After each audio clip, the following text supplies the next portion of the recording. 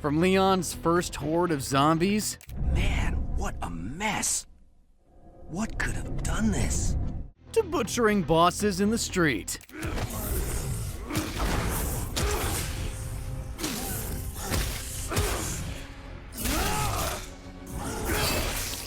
The Resident Evil series has given us a lot to love in the past 30 years, and today we're going through every mainline game. That's right, all 13 of them. Story arcs, characters, heck, anything that's interesting. And what better way to start than way back at the beginning, at a time where this was what terrifying looked like.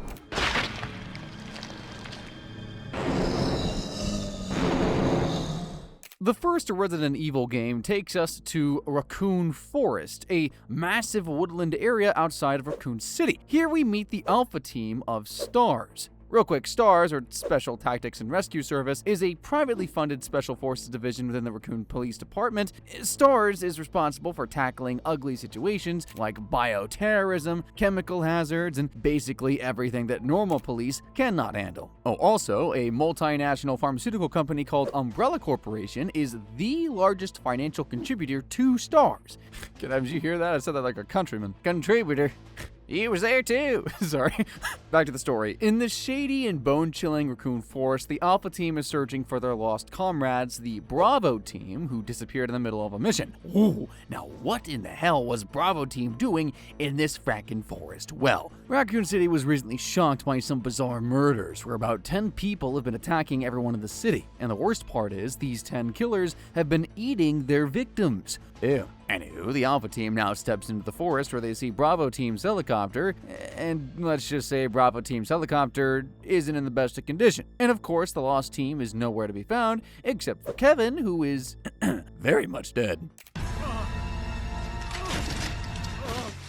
Holy frick, that guy got all kinds of messed up. Moving on from that horror, we meet our Alpha team. The guy wearing shades in the middle of the night and in the middle of a dark forest, mind you, is Albert Wesker, the leader of the Alpha team. Then we have Chris Redfield, who, by the way, is one of the major protagonists of the Resident Evil franchise as a whole. Next up, we got Jill Valentine, the locksmith and yet another protagonist of the series. Finally, we have the guy with the bandana, Joseph, who is all kinds of scared right about now. Anywho, while looking for more clues about the Bravo team, Joseph gets attacked by, wait for it, zombified dogs, and these ugly frickers just straight up rip apart poor Joseph's flesh. Get used to it. Jill tries to fight off these dogs with her gun, but bullets just don't work on these monsters.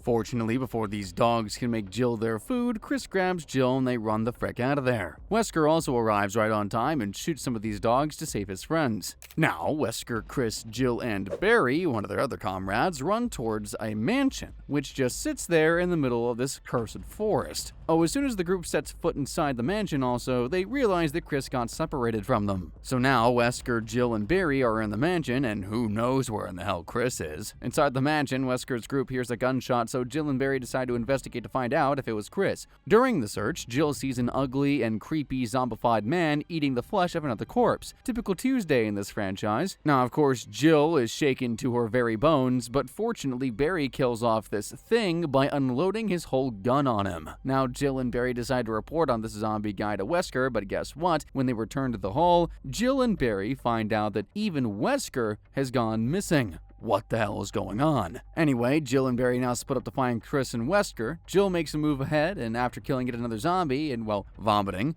Jill reunites with Barry, who shows Jill a corpse. This corpse is Forrest Spire, who was a member of the search and rescue team. But now, Forrest is all kinds of messed up, so Jill and Barry decide to find out who or what exactly has done this to Forrest. Now, Jill keeps roaming through this creepy mansion and runs into an injured Richard, another one of her comrades. Richard then mentions to Jill some sort of serum that could make the pain go away. Good old Jill gets the serum to help Richard feel better, and he does. Good. But soon after, Jill and Richard are attacked by a giant snake.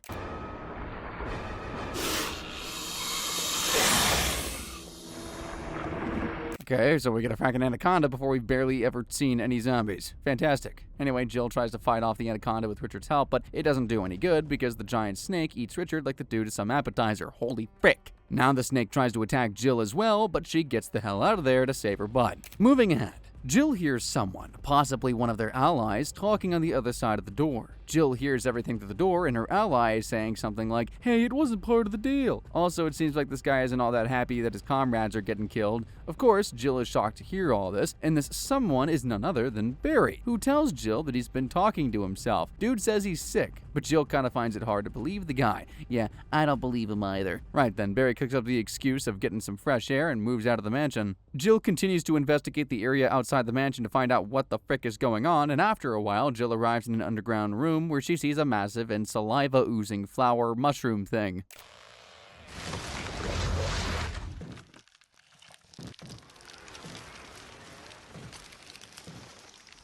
Yeah, if I see something like that, I'm gonna play dead, and then probably die anyway. Naturally, the giant zombie flower attacks Jill, but fortunately, Barry arrives on time, carrying his flamethrower, and he defeats the ugly flower to save Jill. Thank frick. Even after going through such a hell, Barry and Jill still decide to split up and find, well, anything that doesn't make them want to scream. Moving on, after searching for a while, Jill arrives at some sort of cottage where she spots Wesker. "Dude, you're alive?" Wesker tells Jill that he came here to save himself from the monster. Now, Wesker asks Jill to get back into the mansion and find a way to unlock the mysteriously locked door. Wesker thinks there might be some clues inside those rooms, so Jill gets a-going. Jill tries to find her way inside the mansion through a tunnel where she finds her fellow soldier, Enrico, and the captain of the Bravo team. Unfortunately, Enrico is injured and informs Jill that someone among them is a traitor and that Umbrella Corps has set up stars to die out here. For what reason, we do not know yet, but before Enrico can reveal anything further, the poor guy gets shot by someone. Next, Jill makes her way deep into the tunnel where she stumbles upon Barry yet again. And of course, this naive girl still trusts Barry, so she continues to investigate the site along with him. However, a little while later, cheeky Barry leaves Jill stranded inside the tunnel to be eaten by the monsters. Fortunately, though, Jill finds her way back to the top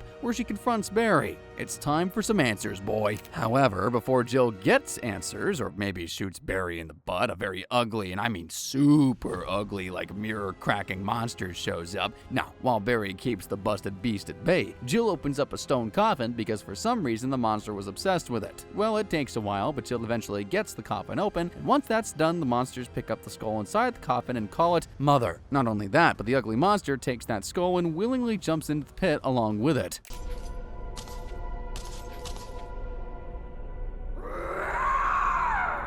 I have so many questions right now.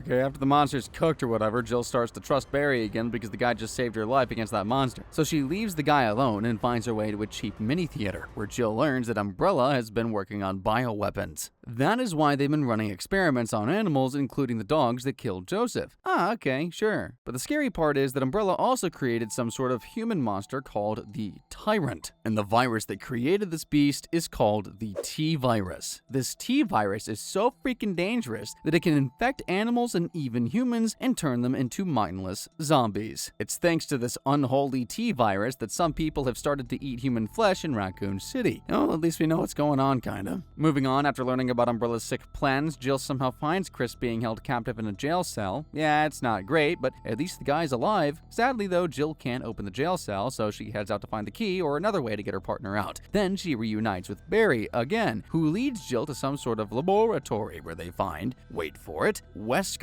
That's not the shocking part though. The shocking part comes when Barry instantly points a gun at Jill. Picker. Oh, and also we learn that it's none other than Wesker who's been working with Umbrella the whole time. And this sick man has Barry's wife and children held captive to make him betray Jill and Chris as well. Great. Now Wesker asks Barry to go outside, and once he's out, Wesker reveals that he's even double-crossing Umbrella. He'll betray anyone. Unfortunately, Wesker doesn't reveal what exactly he's doing and why, but it has something to do with the Tyrant, who's in deep sleep in the same laboratory. Uh-oh. After acting all evil, Wesker gets ready to shoot Jill right then and there, but right then and there, Barry returns and shoots Wesker instead. Score! Don't mean to ruin the moment, guys, sorry. Turns out Barry can't stoop low enough to betray his friends, but it's gonna take more than that to put Wesker down for good. He instantly releases Tyrant onto Barry and Chris.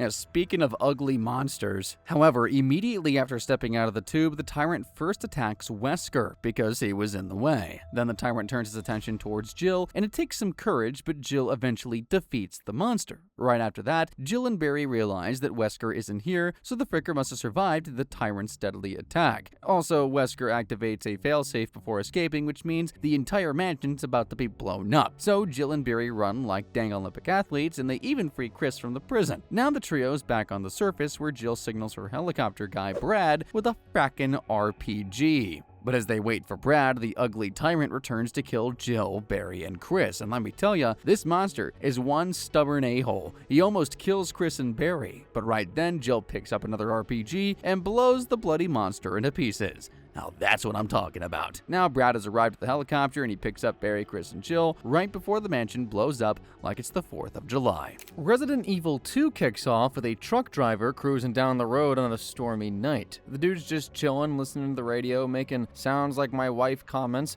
but suddenly the truck driver hits someone, so he gets out to find out how badly he just messed up. But then the lady who got hit wakes up and attacks the truck driver. What am I gonna do? Yeah, that's why I never drive that late. Next up, we meet Leon Kennedy, a rookie cop with insanely good looks. Oh, and yeah, he's one of the protagonists of the story. Leon arrives at the gas station outside of Raccoon City where he sees a trail of blood leading into a store. So, well, being a good cop, Leon decides to investigate. Inside the store, Leon sees another cop getting killed off by a fracking zombie, of course. Quite instantly, Leon puts down the zombie with his handgun. However, the job isn't done, because the zombie gets up again and tries to bite into Leon's neck, as zombies typically do. Leon saves the woman by shooting a zombie, and they both get the frick out of there in Leon's cop car. While driving away, the woman tells Leon that her name is Claire Redfield, who, my friends, is the other protagonist of this game. Claire reveals that she's out here looking for her brother, who is none other than, surprise, surprise, Chris Redfield. Yeah, given the same last names, that was pretty obvious, wasn't it? Moving on, Leon and Claire now enter Raccoon City, and it looks like the city has recently faced an apocalypse. The only people Leon and Claire can see are the hungry monsters feasting on the flesh of the dead. Now, these same monsters attack Leon and Claire in the car, and it looks like there's no way out. But right then, the same truck driver from the opening sequence arrives on the scene in his truck. The old dude is injured, so he rams his truck straight into the monsters and, of course, Leon's car. Dang! Fortunately, Leon and Claire survive, but they get separated and agree to reunite at the police station. After running around for a while and blasting through several monsters, Leon finally arrives at the Raccoon police station. Of course, there's nobody at the station, so Leon looks at the security footage and sees a guy running away from the monsters. Hoping the guy survived, Leon heads towards the break room to find him. Turns out the police officer is indeed alive, and Leon tries to help him. But right then, the police officer literally gets torn in half by a monster on the other side of the door.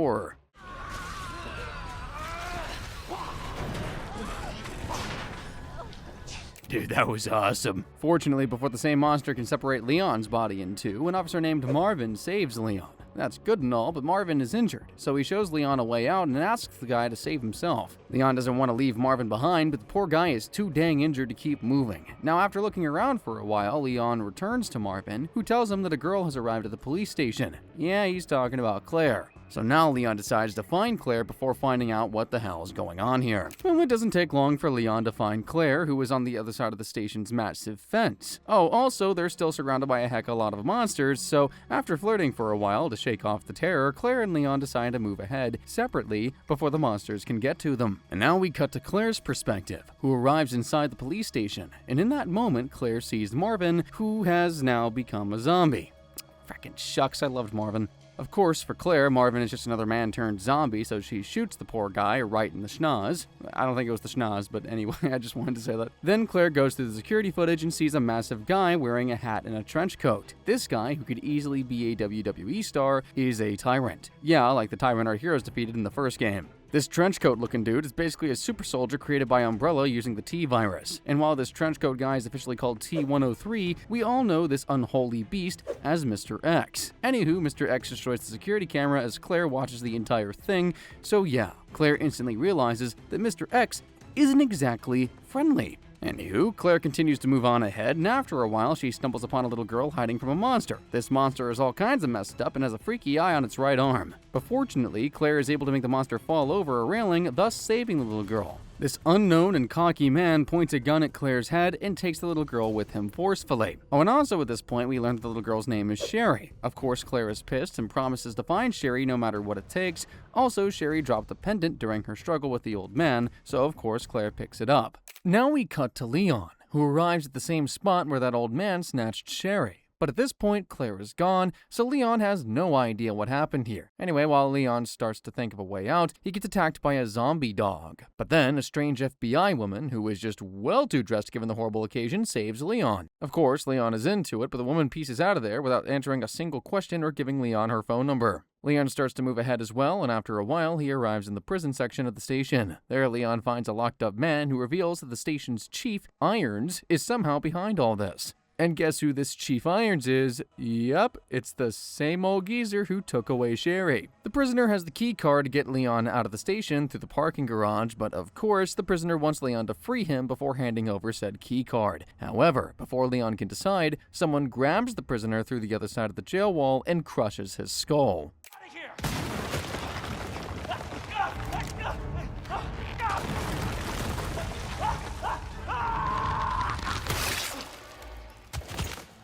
Oh my God is right. God, please be with that man. Well, his remain.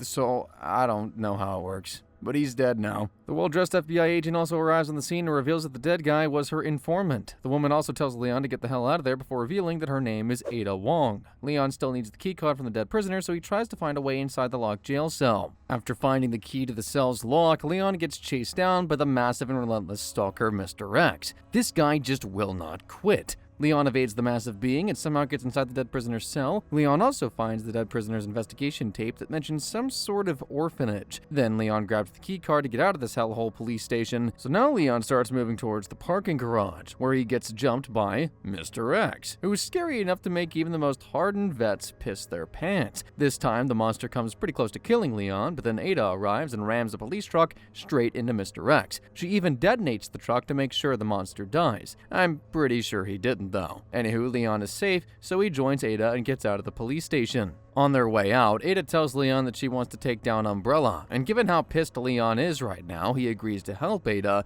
and maybe learn something about fashion along the way. Next, we cut to Claire, who gets a call from Irons. Turns out that Irons wants Claire to do something, but we don't know what, or else he'll kill Sherry. After hanging up the call, Irons says some crap about Sherry dropping the pendant. Oh, I wonder why the pendant's so important. At this point, Irons has Sherry in an orphanage, possibly the same one mentioned in the investigation tape, and Sherry, well, she's had enough of Irons' crap, so she throws an acid bottle at his face and tries to escape the orphanage. But of course, the old geezer grabs Sherry and tries to hurt her. Then the monster that Claire pushed off the building arrives and kills the old sicko. Good riddance. We cut to 30 minutes earlier when Irons called Claire now. Apparently, Irons wanted the pendant in exchange for Sherry's safety. So, well, Claire starts moving towards the orphanage to make that exchange. Yeah, you're gonna find Irons there, but... Yeah, anyway, who's gonna tell her? Cut to Leon, and the dude learns from Ada that someone called Annette Birkin unleashed this virus. Not only that, but Birkin is the one who makes the deadly G virus. Okay, so remember the T virus from Resident Evil 1? It turns humans into zombies. Well, the G virus is an advanced version of the T virus. This G virus is so dang advanced that it can even repair its host's damaged cells, ultimately making them unstoppable monsters. Now, Leon wonders if Umbrella sells these monsters to the highest bidder, but nah. Ada confirms that Umbrella sells the viruses that make these monsters instead. Oh. So after walking around in the smelly sewers for a while, Ada and Leon finally find Annette in the flesh. However, Annette starts firing at Ada and Leon, and sadly, one of the shots hits Leon. So now, with Leon injured, it's up to Ada to stop Annette. Back with Claire, she finds her way into the orphanage where she sees Irons' stomach getting ripped apart by a zombie insect. Now Claire finds Sherry, who's being chased around by Mr. X, and well, this massive dude almost catches Claire and Sherry. But guess what? The other zombified monster, yeah, the one that killed Irons, literally tears apart Mr. X's stomach.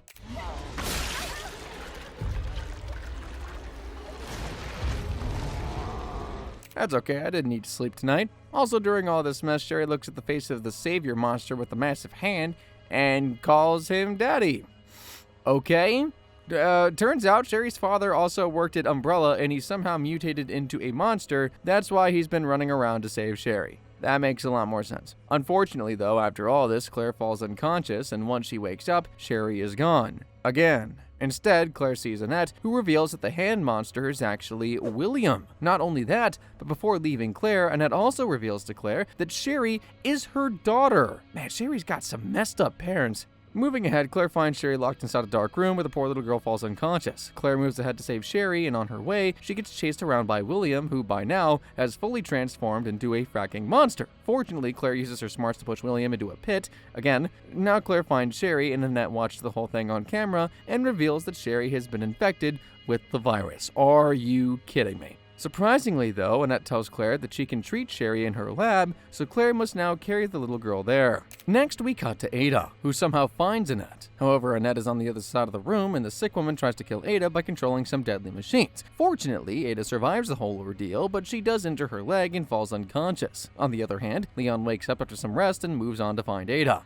It takes some time and a little bit of shooting, but Leon eventually finds Ada lying unconscious in some lab. However, Leon still needs to find a way into the lab. Meanwhile, Claire takes a cable car to reach the lab with Sherry, but the little girl doesn't have much time left before the virus takes over her body completely. It's happening really quickly. So Claire reaches the lab, but Annette isn't there. So Claire uses the records in the lab to create the antiviral agent herself. And oh yeah, also remember Sherry's pendant? Turns out it's a key to unlock Annette's testing lab. So Claire uses that pendant to get inside the lab. That's why Irons wanted it. He couldn't get inside the lab without it. Elsewhere, Leon finds Ada and helps her to keep moving. Ada reveals that they must find Annette's lab, which is underneath them, and that's where they can find the G-Virus. Ooh, your girl's there right now. So hurry up, Leon. Now Leon and Ada take the same cable car, and during the ride, Ada reveals that she isn't up for fighting anymore, given the injury to her leg. So Leon must secure the G-Virus for her. Of course, Leon doesn't want to leave Ada alone, but she convinces him by kissing the guy. Oh, that'll do it. Inside the lab, Leon watches footage of William being ambushed by some Umbrella soldiers. Also, it turns out, it was William who created the G-Virus alongside his wife, Annette. Anywho, these soldiers wanted the G-samples, and since William resisted,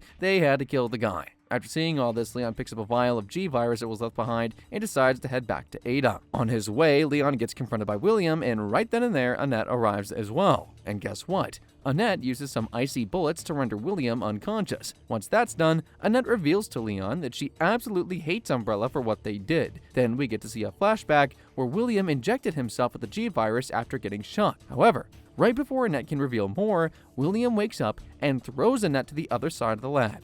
Dude, that is no way to treat your wife. So now Leon fights William head on and kills the guy for good.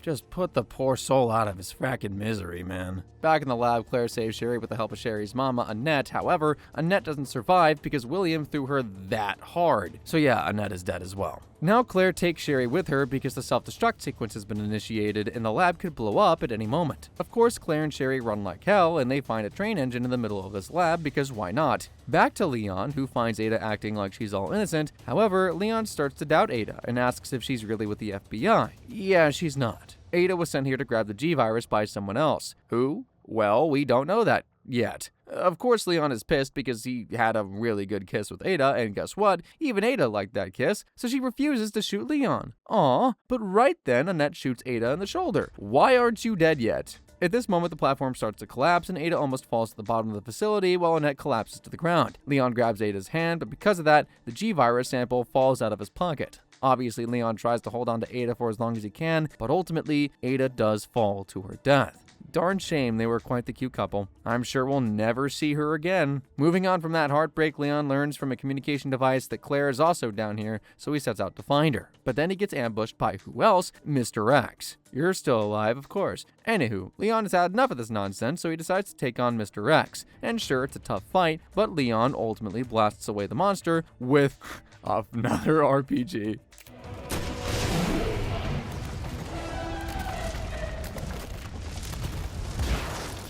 Good fight, Leon. Meanwhile, Claire is also having a tough time because, well, the stubborn butt William is still alive. Not long, though, because Claire kills the guy for good this time. If he comes out alive again, I'm fracking done, dude. Afterward, Claire takes the train out of the lab, and fortunately, Leon jumps on the same train without even realizing Claire is inside, but he does find Claire after stepping inside the train. Ah, happy ending.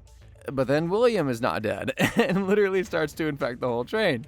You gotta be kidding me. However, Claire stabs the fricker right in his massive ugly eye. Leon, on the other hand, separates the train compartment that William is eating apart. Ultimately, William gets engulfed by the flames while Leon, Sherry, and Claire get out of the lab safely. They live to be traumatized another day. Resident Evil 3 kicks off with news reports showing the messed up state of Raccoon City. The city is so cooked that they had to show it in live action format. And what are Umbrella scientists doing during all this? Well, they're busy cooking up another scary monster called Nemesis.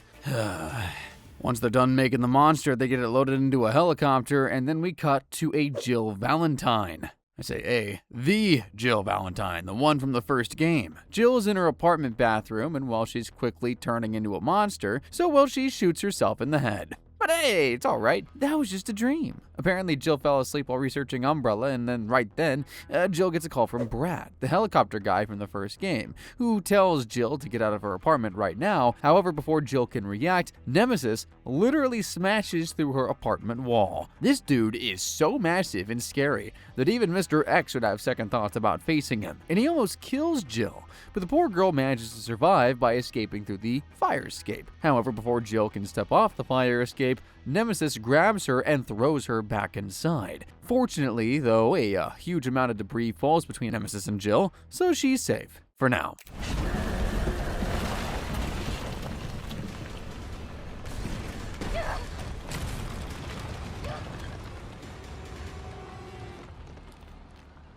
Oh, that was close. Now, Jill gets the hell out of the building and finds Brad, who tells her the Nemesis is hunting down STARS members throughout the city. However, before Jill and Brad can figure out a plan, a horde of zombies attacks them. While Jill doesn't die or anything like that, plot armor, one of the zombies does bite Brad. And now, of course, Brad knows he's done for, so he holds off the zombies so Jill can escape. And of course, poor Brad wouldn't have made it anyway because he's just a side character. Now Jill decides to climb into a parking garage because a rescue helicopter is waiting there. Great. After some shooting and some running, Jill finally arrives on the rooftop to fly away in the helicopter. But right then, Nemesis arrives and destroys the helicopter like it's a bloody toy. Dude, leave poor Jill alone. Right then, Jill rams a car into Nemesis, and they both fly off the building. And of course, the car explodes because it looks cool. And the blast burns off Nemesis' face covering so we can get to finally see his actual face. Well, let me tell you, Nemesis is one ugly fricker. Anywho, before Nemesis can kill Jill, a man named Carlos hits Nemesis with a rocket launcher, knocking it down. Of course, there's no time for greetings, so mysterious Carlos takes Jill to a subway station on Redstone Street. Moving ahead, Carlos tells Jill that he's part of a group called Umbrella Biohazard Countermeasure Service, or the UBCS. Basically, he's an employee of Umbrella. That's just great. Obviously, Jill isn't happy about that, and she tells Carlos that Umbrella is behind everything happening in the city, but hey, she hasn't got any better options, so she agrees to work with him. For now. Carlos then introduces Jill to his captain, Mikhail Victor, who asks Jill to help get survivors out of the city using the subway train. Jill don't give a crap about what the UBCS wants, but she agrees to help because she does care about saving civilians. For her first task, Carlos sends Jill out to restore power at the substation because, power is important. On her way, Jill finds an injured man named Murphy who's a part of the UBCS. However, before Jill can help the poor guy, Nikolai, another UBCS member, shoots Murphy in the head. Of course, Nikolai thought that Murphy might have been infected, but he only might have been. There was no guarantee that he actually was, so yeah, Nikolai's a jerk. Jill's pissed, clearly, but she still moves on ahead because she got no time to actually worry about all that. A little while later, Jill finds a strange nest hanging around over some cables, and right then, a swarm of creatures called Drain Demos attacks her. Not only that, but one of these ugly creatures forcefully implants a larva in Jill.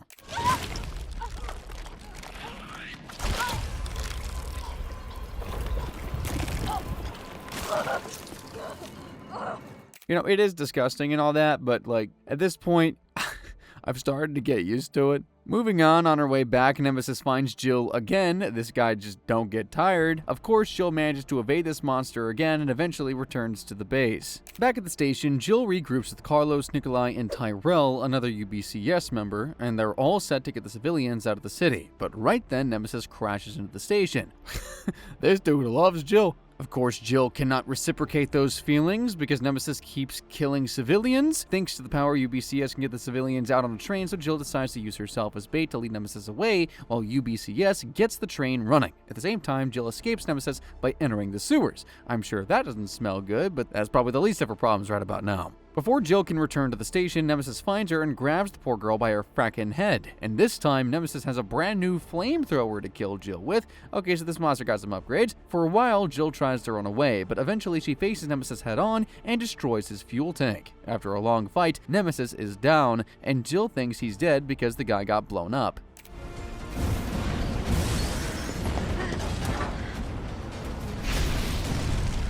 When will the characters learn that, the bosses in this game have to die, 10 times before you can consider them dead? Yeah, no, he ain't dead. Once that's all done, Jill tries to get back to the station, but guess what? Nemesis is alive, barely even slowed down by that explosion. This time, Nemesis is carrying a frackin' rocket launcher with a laser targeting system. Obviously, Jill keeps running towards the station, and once she reaches there, Carlos blows up a nearby gasoline truck, blowing up the ugly fricker once more. Finally, Jill and everyone else board the train, and they start heading out of the city. However, Mikhail sends Carlos and Tyrell back into the city to find a doctor named Dr. Nathaniel Bard, who has apparently been working on a vaccine that could help save people from the umbrella viruses. Yeah, that sounds pretty shady to me. Now the train starts to move ahead, and in the middle of the ride, Nemesis bursts onto the train and kills all the civilians on board. Obviously, Jill tries to fight this unstoppable monster, but Mikhail stops her because that would be suicide. Right then, the jerk Nikolai locks the door and traps Jill and Mikhail with Nemesis. What the frick? Now Nemesis grabs Mikhail, who then pulls out a C4 detonator and sacrifices himself to try and take out Nemesis. This causes Jill's train car to derail, and she slams into the wall, which knocks the poor girl out cold. So much chaos. Meanwhile, Carlos and Tyrell arrive at the Raccoon Police Department to do their job and find this Dr. Bard. On the way in, they watch a lieutenant get bitten by a zombified, wait for it, Brad.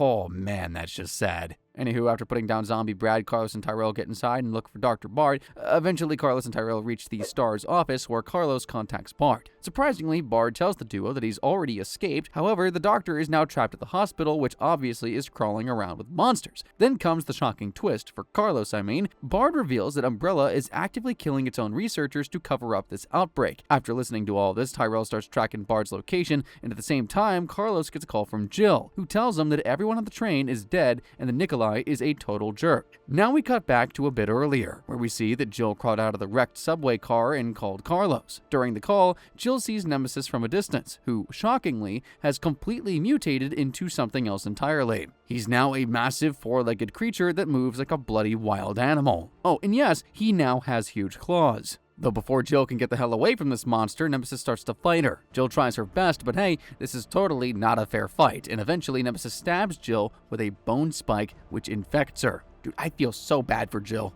But of course, even Nemesis is injured at this point, so he passes out along with Jill. Then Nikolai arrives there and thanks Jill for making things easier for him. There's no frackin' way, let me at him. Let me at him. Now we cut to half a day later, when Carlos finds Jill unconscious and rushes her to Spencer Memorial Hospital, hoping that Bard can cure her. Please don't let her die. But of course, Jill is infected, so Carlos sets out to find the antiviral vaccine and Bard. But soon after, Carlos finds Bard dead. The dude got shot in the head. Carlos then finds a video recording in which Bard explains the T-virus caused all of this.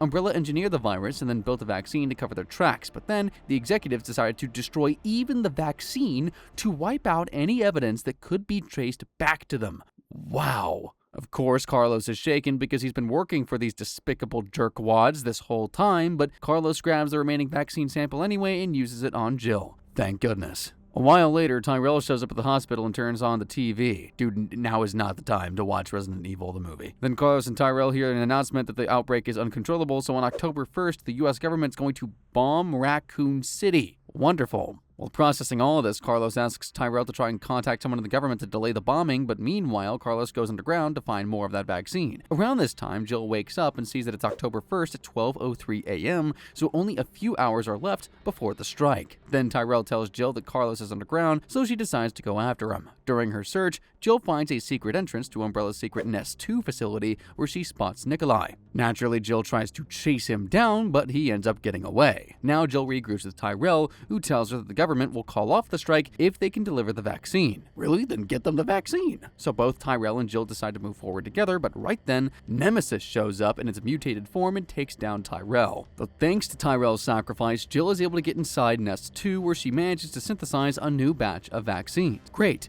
now run. But of course, Nemesis immediately ambushes Jill again, and at this point, I'm just getting tired of this, bro. Kill that dude already. Despite how dangerous Nemesis is, Jill is able to evade him for a little bit, though she sadly loses the vaccine in the process. Then the jerkbag Nikolai appears and promises to give Jill the vaccine back if she fights Nemesis. And what do you get out of that, precisely? Well, it turns out Nikolai wants to film the battle and collect combat data so he can sell it later. Really? Of course. Jill has no choice, so she starts to fight Nemesis, and fortunately Carlos shows up right in the nick of time to help Jill from above the platform. Takes some sweat and blood, but eventually Jill overpowers the ugly monster, and finally Carlos floods the area with the industrial solvents that completely dissolve Nemesis.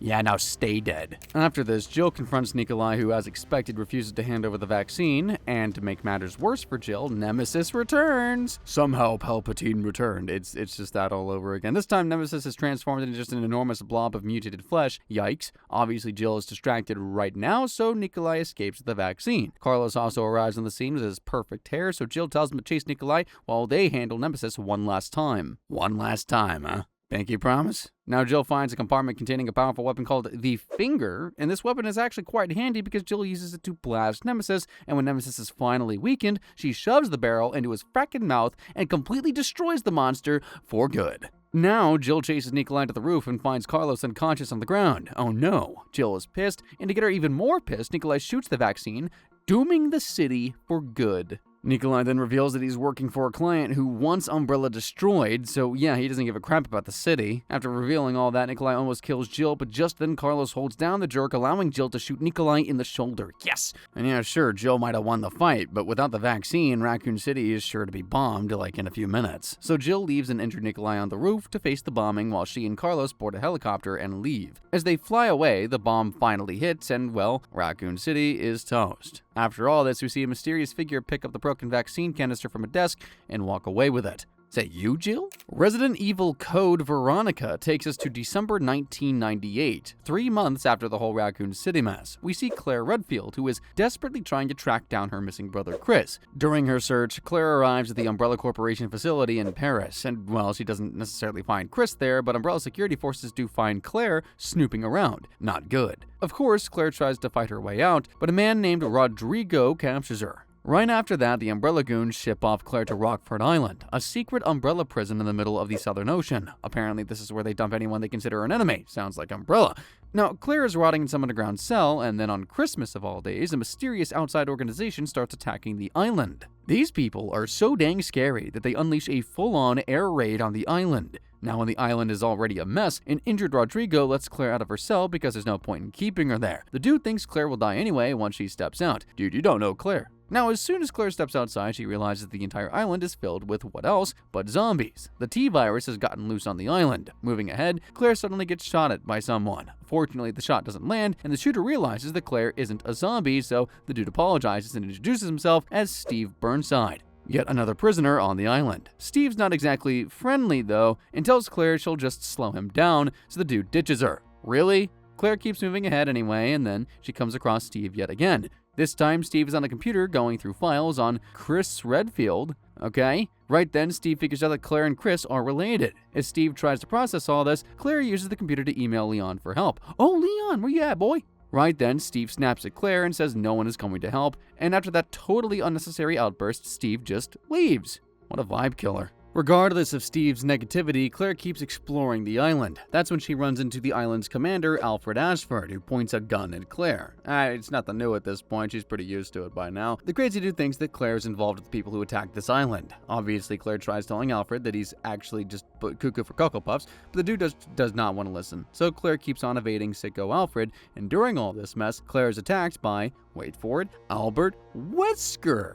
Oh, I thought he died. Big shocker, he didn't. While beating the hell out of Claire, Wesker reveals that he is the one who attacked this island. Makes sense, but for some weird and unknown reason, Wesker lets Claire live. Moving on, Claire regroups with Steve, and they both realize that Alfred is not all there mentally. Apparently, Alfred keeps switching between his own personality and that of his twin sister, Alexia. Yeah, there's this whole split situation going on with Alfred. I don't really know why.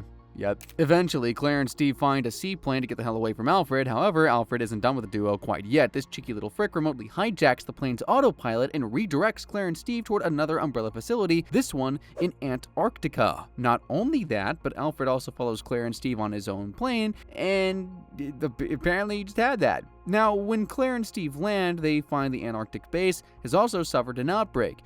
Naturally, Claire and Steve fight through countless zombies while also looking for a way out. However, things get worse for Claire when Alfred attacks her again. Claire not only defeats Alfred this time, but also sort of makes him fall into an icy pit.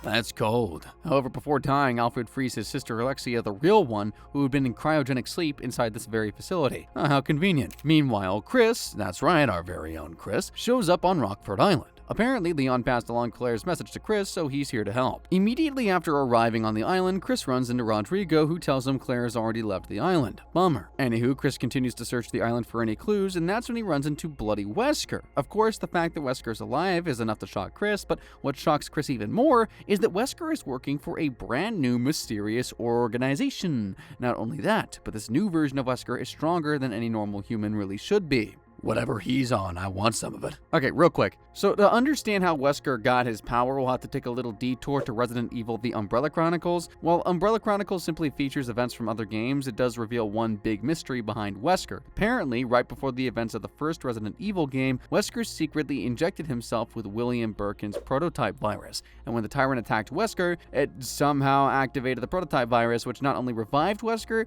but also gave him powers. Okay, man, sure thing. But yeah, okay, now we know this. Let's head back to the main story here. While showing off his new powers, Wesker tells Chris that Claire is in Antarctica. Wesker also realizes that Alexia is alive, and she probably has something he wants. So he leaves Chris and heads out to Antarctica, and well, Chris also heads for the same place to find his sister. As soon as Chris arrives in Antarctica, he learns that 15 years ago, Alexia injected herself with an experimental virus called the T. Veronica virus. Unlike the usual T virus, the T. Veronica virus lets its hosts retain their intelligence and doesn't turn them into mindless zombies. However, it requires almost 15 years for the virus to fuse with its host's body without actually destroying it. That is why Alexia put herself under cryogenic sleep so that the virus could get enough time to fuse with her body. And Wesker's after Alexia because he wants the T. Veronica virus. Okay, starting to add up now. Anywho, Chris keeps moving ahead and finds Claire, who apparently was captured by Alexia. Now they both work to find Steve as well. Though a little while later, Claire learns that Alexia had injected Steve with the T. Veronica virus. Okay, the virus transforms Steve into a dangerous monster. Typical. Naturally, the monster Steve turns on Claire and nearly kills the poor lass, but eventually Steve manages to fight through the virus and regains control of himself. And it didn't take him no 15 years, I'll tell you that much. After that, Steve turns against Alexia instead. Uno reverse card, baby. But of course, Alexia ain't the main antagonist of this game for nothing, so she don't take too long to badly injure Steve, and sadly, that injury is enough to kill Steve. But before dying, Steve tells Claire that he loves her. Ah, man. During all this, Wesker has been fighting against Alexia, who reveals her true form, which honestly is the ugliest thing on the island, but hey, she don't care about looks, she only cares about power. Of course, this fight is tough as hell, so Chris also joins in with Wesker to get rid of Alexia. Though in the middle of the fight, Wesker slips away, leaving Chris to handle Alexia alone. Ungrateful little prick. Regardless, Chris somehow manages to defeat Alexia, and now Chris reunites with Claire, who's just heartbroken after Steve's death. Still, Chris tells Claire that they should get the hell off of this island, but right then, Alexia returns to fight Chris. Yes, she ain't dead yet. Also, this time, Alexia transforms into an even bigger monster.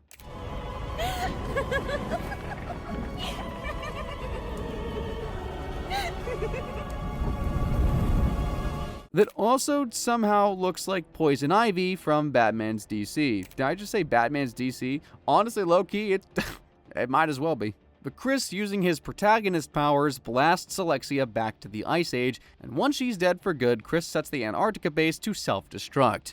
However, before Chris and Claire can escape, they run into Wesker, and he reveals that he stole Steve's body because the poor guy had the T. Veronica virus inside of him. Of course, Chris tries to fight Wesker, but this guy is not only hellishly strong, but also insanely fast. Eventually, Wesker leaves Chris and Claire to escape from the island before the big explosion. Chris and Claire also get off the island just in the nick of time. Sorry, penguins. Resident Evil 0 takes us to the very beginning of all this mess. It's basically set just before the first Resident Evil game, so yeah, you're going to see a lot of callbacks to the very first game. Anywho, the story takes us back to July 23rd, 1998, when an Umbrella-owned train called the Ecliptic Express is rolling through the Arklay Mountains. The train is just minding its own business, but then some mysterious guy standing on a mountaintop starts singing like a total weirdo, and suddenly a massive swarm of leeches smashes through the train windows and attacks everybody on board. That's one way to kick off a story, I'll tell you that much. Now, 2 hours later, a helicopter carrying the Raccoon Police Department's Bravo team is flying over the same mountains. There's the team leader Enrico, and pilots Kevin, Kenneth, and Edward. The other members of the team include Forrest and Richard. Finally, we have the team's medic, Rebecca, who, my friends, is one of the protagonists of this story. Apparently, the Bravo team is sent to investigate cannibalistic murders and animal attacks in the area, and at this point, I'm just praying they're regular human cannibals and not zombies. Anywho, because nothing ever goes smoothly in Raccoon City, the Bravo team's helicopter malfunctions and crashes. Fortunately, no one dies, and while Kevin stays behind to fix the chopper, the rest of the team goes to investigate the murders. On their way, the team finds a wrecked military vehicle. Apparently, the truck was transporting a prisoner called Billy Cohen, who's also a Marine. But now, Billy is gone. Enrico assumes Billy killed the guards and bolted, so he orders the team to hunt him down. Yeah, I don't think so, because guess what? Our boy Billy is also the protagonist of this story. One of them. Next, during their search, Rebecca comes across the Ecliptic Express, which is just sitting completely dark in the forest. Do not board that train. Rebecca boards the train to investigate and immediately finds blood on the seats. Then out of nowhere, some zombie passengers surround the poor girl. Fortunately, Rebecca manages to escape to the front of the train, where she finds Billy, who is very much alive and not very much interested in being arrested. Then suddenly a badly injured Edward crashes through a window and mumbles about zombies before passing out. He ain't lying. The next moment, several ugly zombie dogs enter the train to make things even more difficult for poor Billy and Rebecca. However, Rebecca gathers up her courage and shoots these deadly dogs, and at the same time, Enrico radios Rebecca to tell her that Billy was sentenced to death for murdering 23 people. So, maybe we shouldn't give him the gun. Rebecca now heads to the upper deck, where she gets attacked by a filthy pile of leeches who have no respect for personal space. Though before things can get any worse for Rebecca, Billy saves her. And thanks to this little bonding experience, Billy and Rebecca decide to trust each other. And during all this, Billy and Rebecca spot the mysterious singing guy from before, who's still doing his singing thing with the leeches.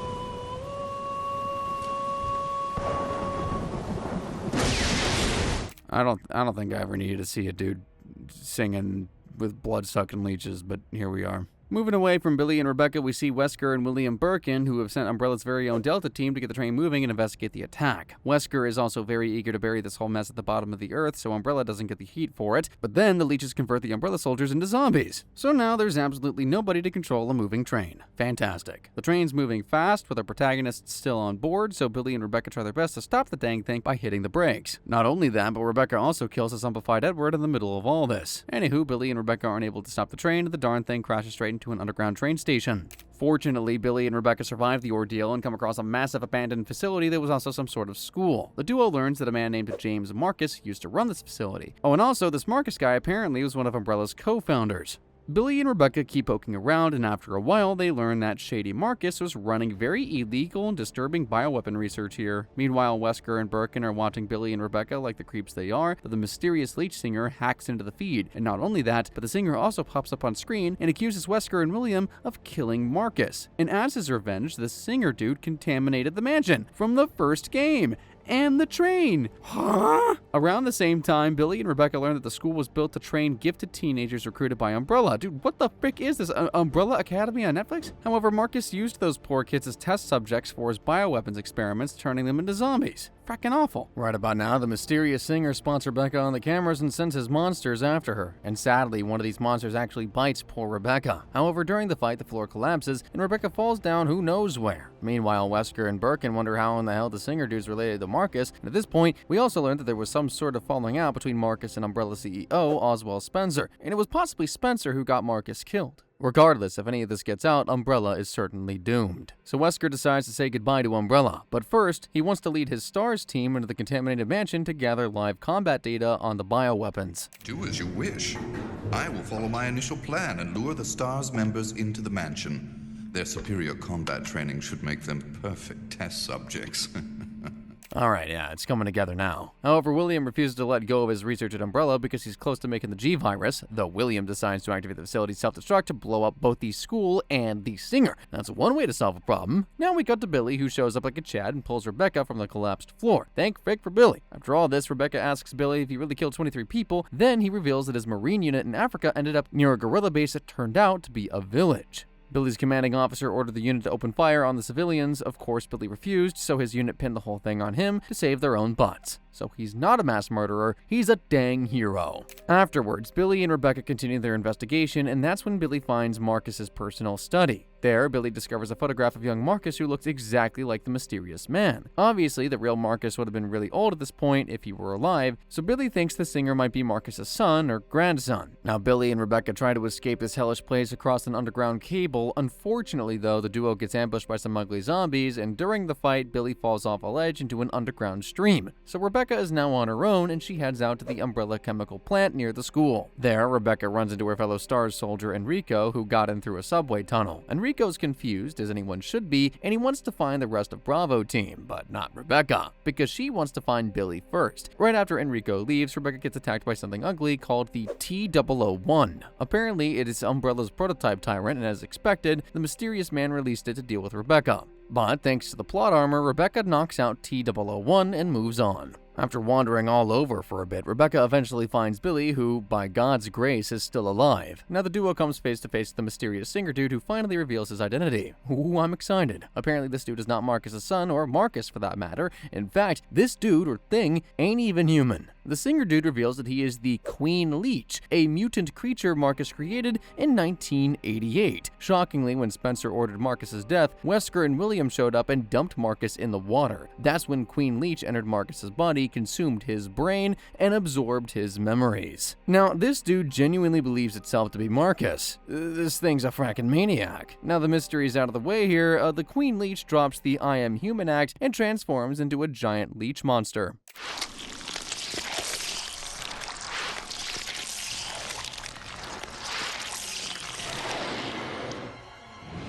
This dude makes me sick. Of course, Billy and Rebecca try to defeat this monster, but it's just too dang powerful. After a while, though, Rebecca figures out the monster is sensitive to light, so the smarty pants Rebecca opens the warehouse's retractable roof. Billy follows the lead and unloads a magnum into the Queen Leech, and that's more than enough to kill the thing for good. Now that's all done, Rebecca lets go of Billy and promises to tell her team that Billy is dead. That's what you call the bittersweet ending. Resident Evil 4 kicks off in August of 2004, when Leon is sent to rural Spain to investigate the kidnapping of Ashley Graham, the US president's daughter, codenamed Baby Eagle. Sounds like an easy job for Leon. Two Spanish cops drive Leon to Valdelobos, a mountainous and rural region. It is then that Leon's support operative Ingrid radios in to introduce herself. After the digital meet and greet, Leon heads to a lone house to continue his search for Ashley. There's only one guy in the house, and Leon asks him if he's seen Ashley and shows him a photo. But guess what? Instead of answering the simple question, the man attacks Leon. New country, same crap. So naturally, Leon sends him to the afterlife. Now, Leon heads towards the village, where the poor guy gets ambushed by the angry locals. Oh, also, these aren't your regular angry villagers. Apparently, they are members of some cult called Los Iluminados. And possibly, this cult has something to do with whoever kidnapped Ashley. So yeah, Leon tries to hold these guys off for as long as he can, but then a church bell rings and every single villager just walks away toward it. Why? Moving on deeper into the village, Leon comes across a tied-up man with tape over his mouth. Of course, Leon tries to free the poor guy, who introduces himself then as Luis Serra.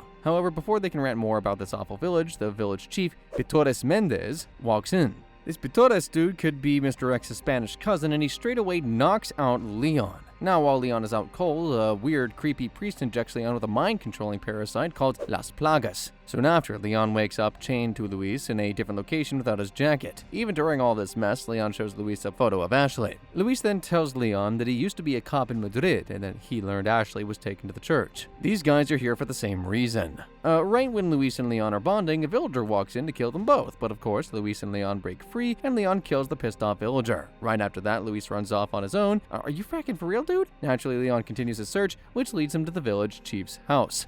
And of course, Mendez finds poor Leon rather quickly. The chief literally grabs Leon by the throat, but then Mendez stops when he notices Leon's eyes are starting to glow yellow. Mendez then tells Leon that he now carries the same blood as the villagers, so the villagers will leave Leon alone as long as he doesn't behave like a bad kid. What the frick are you blabbing about, dude? What the hell did you do to Leon? Of course, Leon doesn't care one bit about what happened to him, but he starts to feel some effects of the parasite. Dude even passes out in the room at one point. Stubborn Leon doesn't pay much heed to his mind or body and continues his search, and after a while, he does find his baby eagle Ashley in a church who is just scared out of her frackin' mind. Regardless, Leon introduces himself and gets the poor girl out of there, but on the way out, Leon and Ashley run into Osmond Sadler, the leader of Los Illuminados. He's the same sicko who injected the parasite into Leon in the first place. Osmond very proudly explains that his cult injected the Las Plagas parasite into Ashley's and Leon's bodies. Why? Oh, it's quite simple, really. This man plans to send the mind-controlled Ashley back to America to cause chaos from within the government. Tale as old as time. Osmond then tells his bodyguards to fire crossbows at Leon and Ashley, but the duo run like they're two Usain Bolts. Now, Leon calls in a rescue helicopter, but then they get cornered by a mob. There, Leon and Ashley find Luis, who agrees to help Leon hold off the enemies. Well, the enemies do back down after getting tired, but later Leon learns that the rescue helicopter has been shot down. But of course, Leon and the group have no choice but to move ahead and find a way out of this village anyway. Moving on, Leon finds a large shed, but he has a bad feeling about it, so he tells Ashley to wait outside. Smart call. And as feared, Leon finds Mendez waiting for him inside the shed. Naturally, Leon starts fighting the big fella, and during the fight, Mendez mutates into a massive creature.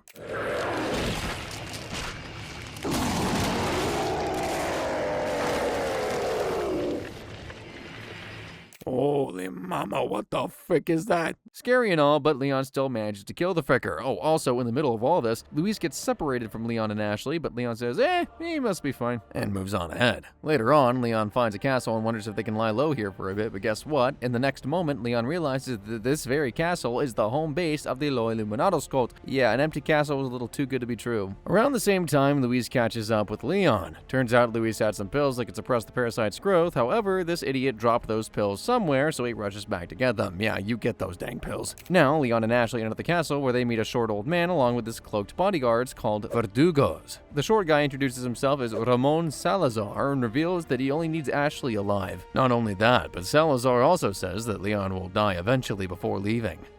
Yeah, keep dreaming, dude. Moving on, Ashley gets caught in a wall trap that spins her into another room. Right then and there, Salazar returns and tells Leon that he must go through the sewers to find Baby Eagle. Dude thinks this is some kind of game. Regardless, Leon keeps moving on ahead and fights, many monsters along the way to find Ashley. And at one point, a mysterious woman points a gun at his head, and guess what? This woman is none other than Ada. Oh, what? So yeah, Ada's alive. Of course, Leon must be over the moon right now, but suddenly our boy realizes that Ada has been working for Wesker. Okay, so in the second game, Ada was trying to grab the G-Virus sample for none other than Wesker. Shocking. Before Leon can get more answers, Ada vanishes like she's some frackin' magician. Luis finally catches back up with Leon and he has the pills. Not only that, but Luis also has a Las Plagas sample. The dude basically stole the sample to make sure Sadler can't use it on anyone else. Smart. But suddenly Sadler appears right behind Luis and impales his chest with his mutated claw. What the frick? Right away, Sadler takes a sample and walks away. Now, as he dies on the floor, Luis confesses that he was a researcher hired by Sadler. However, he betrayed Sadler because that guy is crazy on another level. Before dying, Luis hands over the pills to Leon and tells him to get the sample back. Moving on from that, Leon finally finds Ashley and thanks God she's safe. But right then, a creature grabs Ashley and flies away with her. Oh, come on. Later, Leon comes across Salazar sitting like a bloody king on his throne. Ashley is also there with him. However, before Leon can do anything, Salazar takes Ashley to complete some sort of ritual. Meanwhile, on a nearby island, Sadler orders a mercenary named Jack Krauser to go get Ashley and kill Leon. Of course, more bad guys. That's exactly what we need right now. Cut back to Leon, the dude finally finds Salazar, and the little frick tells Leon that the ritual is done. Not only that, but Ashley is already on her way to Sadler's Island. Then Salazar and his bodyguard merge into a giant monster. Naturally, this monster is ugly as all hell and super dangerous. But hey, Leon, don't scare easily.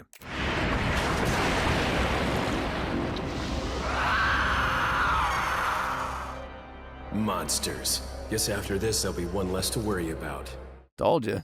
Sure is a tough fight though, but ultimately Leon destroys the monster with his main character energy. Once that's done, Leon heads to the dock to chase after Ashley. There he finds Ada sitting in a speedboat, ready to give Leon a lift. However, as soon as Leon and Ada reach the island, Ada leaves after saying she has other matters to attend to. Okay, like what? Sure, it takes a while and a lot of fighting, but Leon eventually frees Ashley from her cell, but while running away, Leon and Ashley run into Saddler, and this frick uses the parasite in Leon's body to make him suffer in just absolute pain. At the same time, he uses the same darn parasite to make Ashley follow him willingly. Oh no. Over at the radio tower, Ada meets Krauser, who, by the way, is also working for Wesker. I mean, of course. However, these two and Wesker are planning something against Saddler, and Krauser thinks that Saddler has figured out their plan. Krauser also says to Ada that he and Wesker don't trust her and threatens to kill Ada if she betrays them, but Ada just gives a cheeky smile and leaves. Later, Krauser confronts Leon, and at this point we learn that Krauser is Leon's old partner from his Secret Service days. Apparently, everyone thought Krauser died in a car crash 2 years ago, but I guess they were wrong. Now, Krauser starts to fight Leon and almost kills the poor guy, but in the last moment, Ada saves Leon. Krauser's pissed, but he leaves the scene to deal with Ada and Leon later. Ada also leaves without explaining much to Leon. Dude, enough with the mystery! Anywho, Leon keeps moving and runs into Krauser again. Oh, also, like every other sick villain in Resident Evil, Krauser is also half monster. I'm guessing that's a gift from Wesker. Regardless, this time Leon has had enough of this nonsense, so he doesn't waste a single second in killing Krauser for good. At this point, Saddler contacts Leon to thank him for getting rid of Krauser. That's unsettling. Saddler also explains that he never really trusted an American anyway. Hey, how dare you? Saddler also explains that Krauser was always just a puppet, and that once Leon's parasite fully matures, he'll be Saddler's personal guard. A little while later, Ada finds Leon, who's acting really weird. Shockingly, Leon even grabs Ada by the throat, so yeah, his parasite's starting to take over. That's a big problem. However, Ada cuts his leg with a switchblade to snap Leon out of it. Of course, Leon's like, oops, and takes one of Luis's pills right after. Ada now asks Leon to remove that parasite, but Leon says he wants to save Ashley first. Of course. Next, Leon finds Ashley unconscious in a large container, and as expected, Saddler immediately attacks them. Fortunately, Ada shows up and fires at Saddler, which gives Leon enough time to grab Ashley and run. However, Saddler beats the crap out of Ada and ties her up on the top deck. You better leave Ada alone right now. She just came back to life. Meanwhile, Leon, who's in really bad shape right about now, fortunately finds the machine that destroys the parasites. So what? Well, Leon sits in the dang machine while Ashley operates the controls, and just like that, the parasite inside Leon's body is effectively destroyed. Ashley then uses the same machine to kill the parasite within her as well. Okay, save Ada now. Go hurry. Leon now tells Ashley to stay behind while he saves Ada, who is barely conscious at this point. That's it, you done it, Saddler. I'm launching the game to kill you personally. But anyway, Saddler tries to use the parasite to hypnotize Leon, but it's already been removed, so suck it. Then Leon cuts the rope holding Ada and frees her. However, to make things difficult for Leon, Saddler now mutates into a massive creature.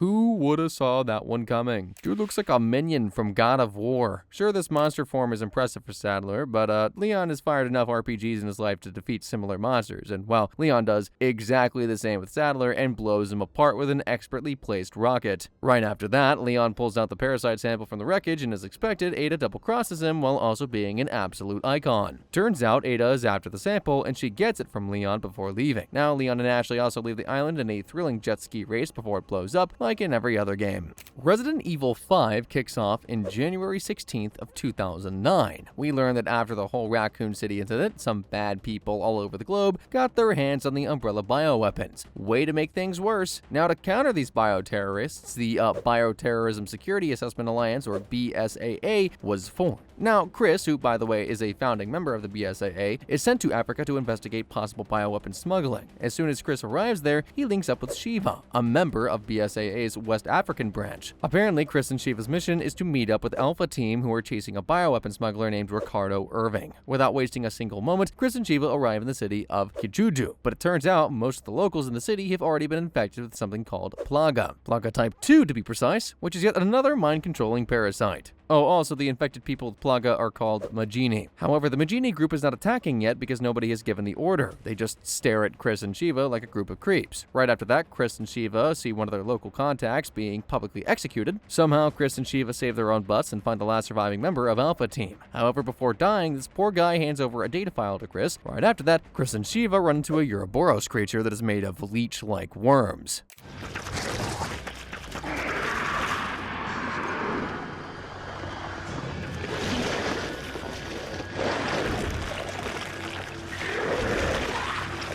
What is with Resident Evil and leeches, man? Of course, Chris wants to puke, but first he cooks this Ouroboros monster with a frackin' flamethrower. Right then, Delta Team shows up and rescues Chris and Shiva from another Majini mob. Also, the Delta Team's leader, Captain Josh, hands Chris a memory card that has some research photos. Chris sees the photos and gets shocked, seeing a picture of his dead partner, Jill Valentine. Wait, Jill is dead? Moving on, I guess. Chris and Shiva keep looking for Irving, and after a while, they corner the sicko near some mines. Unfortunately, though, Irving escapes with the help of a mysterious hooded figure. If Chris killed Irving right there, this would have been a very short story. Now the BSA agent Dave picks up Chris and Shiva to take them to Delta Team's rendezvous point. However, as soon as they reach there, Chris and the group find out that the Delta Team has already been wiped out by a monster called an undead. Cool, so everyone's dead, and this creepy undead monster also crushes Dave like a bloody insect.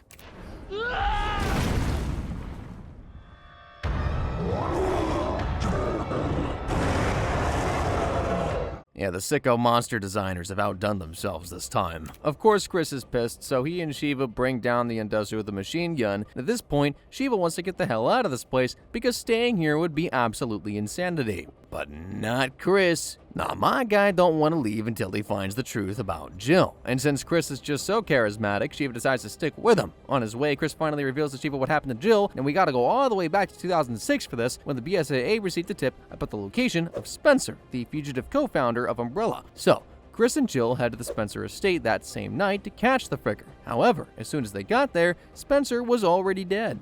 Of course. And in the same room, Chris and Jill saw, wait for it, Wesker giving his iconic, creepy smile. Naturally, Chris and Jill tried their best to fight the guy, but Wesker was basically a superhuman at that point. In fact, at one point, Wesker got pretty darn close to killing Chris. But right then, Jill runs at Wesker and tackles the fricker straight through the window. So, both Jill and Wesker fell down a rocky cliffside, and in that very moment, Chris started to believe that Jill had died. Cut back to the present, Chris is now starting to believe that Jill might still be alive. Moving on. During their search for Irving and Jill, Chris and Shiva learn that a company called Tricell is behind this whole Las Plagas mess. Someone besides Umbrella for once. A little while later, Chris and Shiva reach an oil field where they find Josh, who is somehow alive, and shockingly, Irving is there too, trying to escape on his boat. As expected, Chris, Josh, and Shiva catch up to Irving's boat. Right then, Irving injects himself with a virus sample and turns into a giant sea monster. But that ugly transformation is no good against Chris, who absolutely destroys the monster with mounted guns.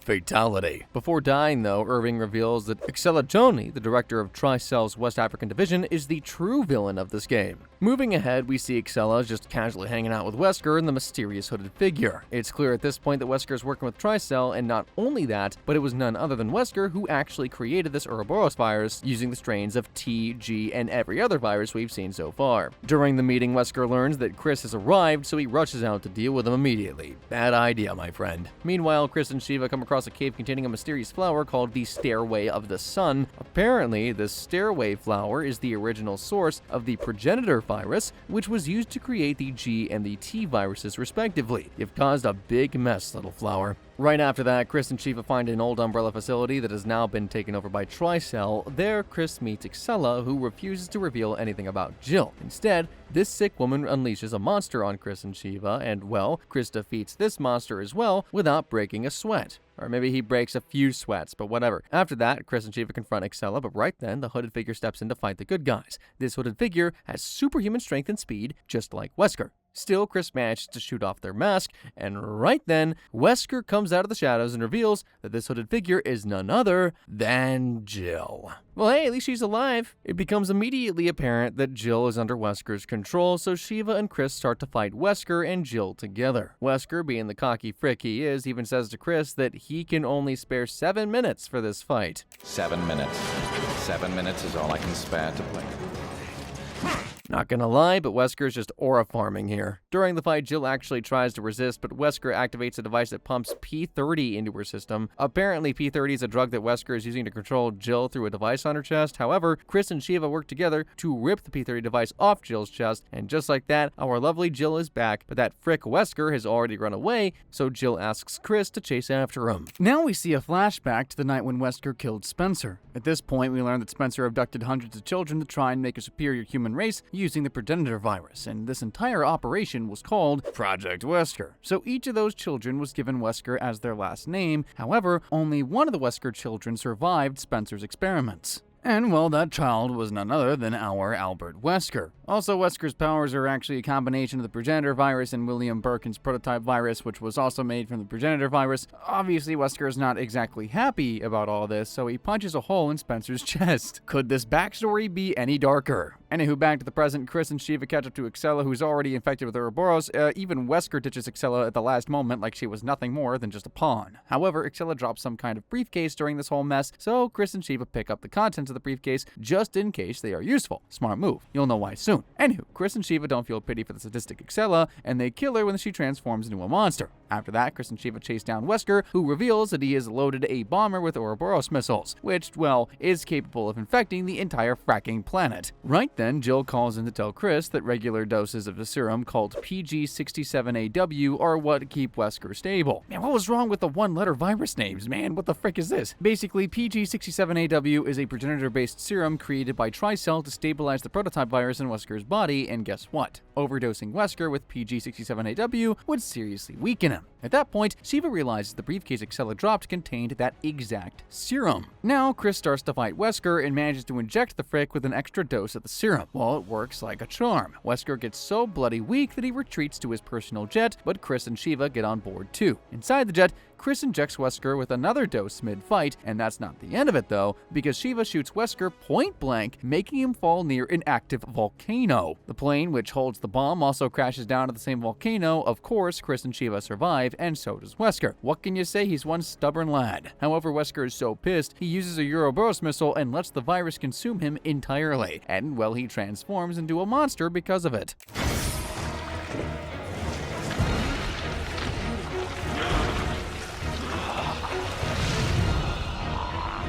But of course, Chris manages to kick Wesker's butt from right to left and center, and a while, Wesker gets consumed by the volcano's magma. Once Wesker is sent to rot in the hot hell, Josh arrives in a BSAA helicopter with Jill, and they save Chris and Shiva before they get toasted inside the volcano. But then we see that Wesker is still alive, big shocker. The dude even tries to drag the helicopter back into the volcano. Right then, Chris and Shiva grab 2 RPGs, and they both fire at the same time to blast off Wesker's ugly face. Well, that looks like the end of Wesker, for now, at least. Resident Evil Revelations takes us back to 2005, which means this takes place between the events of Resident Evil 4 and Resident Evil 5. It's set a little after the BSAA gets up and running. Oh, and also apart from Chris, Jill is a co-founder of the BSAA. Basically, the BSAA is Chris and Jill's brainchild. The story kicks off with Jill and her partner, Parker Lucchini, boarding a cruise ship called the Queen Zenobia, which honestly seems haunting enough to give you all kinds of creeps. The BSAA director Clive R. O'Brien has sent Jill and Parker to find Chris and his new partner Jessica Sherawan, who shockingly went dark during a mission somewhere in the Mediterranean. Don't worry, they're alive. They got more games to be in.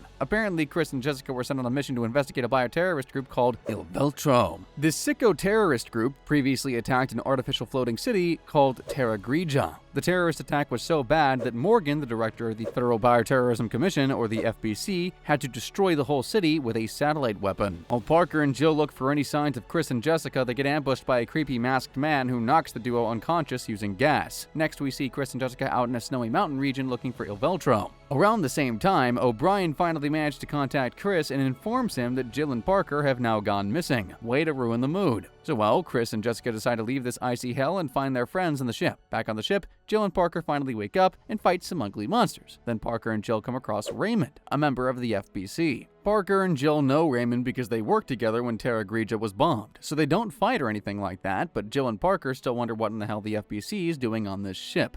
Right after that, Jill, Parker, and Raymond find out that the terrorist group destroyed all the ship's controls, so they're completely stuck here. At the same time, one of the Veltro members broadcasts his message all over the world. This old geezer reveals that Veltro has a virus that can infect 1/5 of the world's water supply. Yeah, that's not good. After listening to all this, O'Brien sends 2 other BSAA agents, Keith and Quint, to an Il Veltro airship to dig up more information. Okay, so we have 3 teams here. Jill and Parker, who are stuck on the ship, Chris and Jessica, who are on their way to the ship, and then we got Keith and Quint heading for the Il Veltro airstrip. Great, send them all. After a while, Chris and Jessica land on the Queen Zenobia, but it doesn't take long for them to realize that this is the wrong ship. This is in fact Queen Zenobia's sister ship, the Queen Semiramis. Ah, that's a bummer. Back on the actual Queen Zenobia, Jill and Parker are trying to escape the flooded engine room and reach the communications tower to report to O'Brien. But then the team learns that the same satellite weapon that destroyed Terra Grigia has been reactivated, and now it is aimed directly at their ship. At this point, O'Brien realizes that the old guy Morgan is behind all this. He's been giving false intel to make a joke out of the BSAA, and now the old sicko wants to kill Jill and Parker. Fortunately, Quint communicates with Jill and her team, telling them to use the ship's UAV to redirect the satellite's attack. You better hurry. Of course, the guys on the ship manage to redirect the satellite's targeting system away from the ship, but the dang thing hits the UAV anyway, and, well, this satellite weapon is so deadly that it nearly sinks the ship entirely.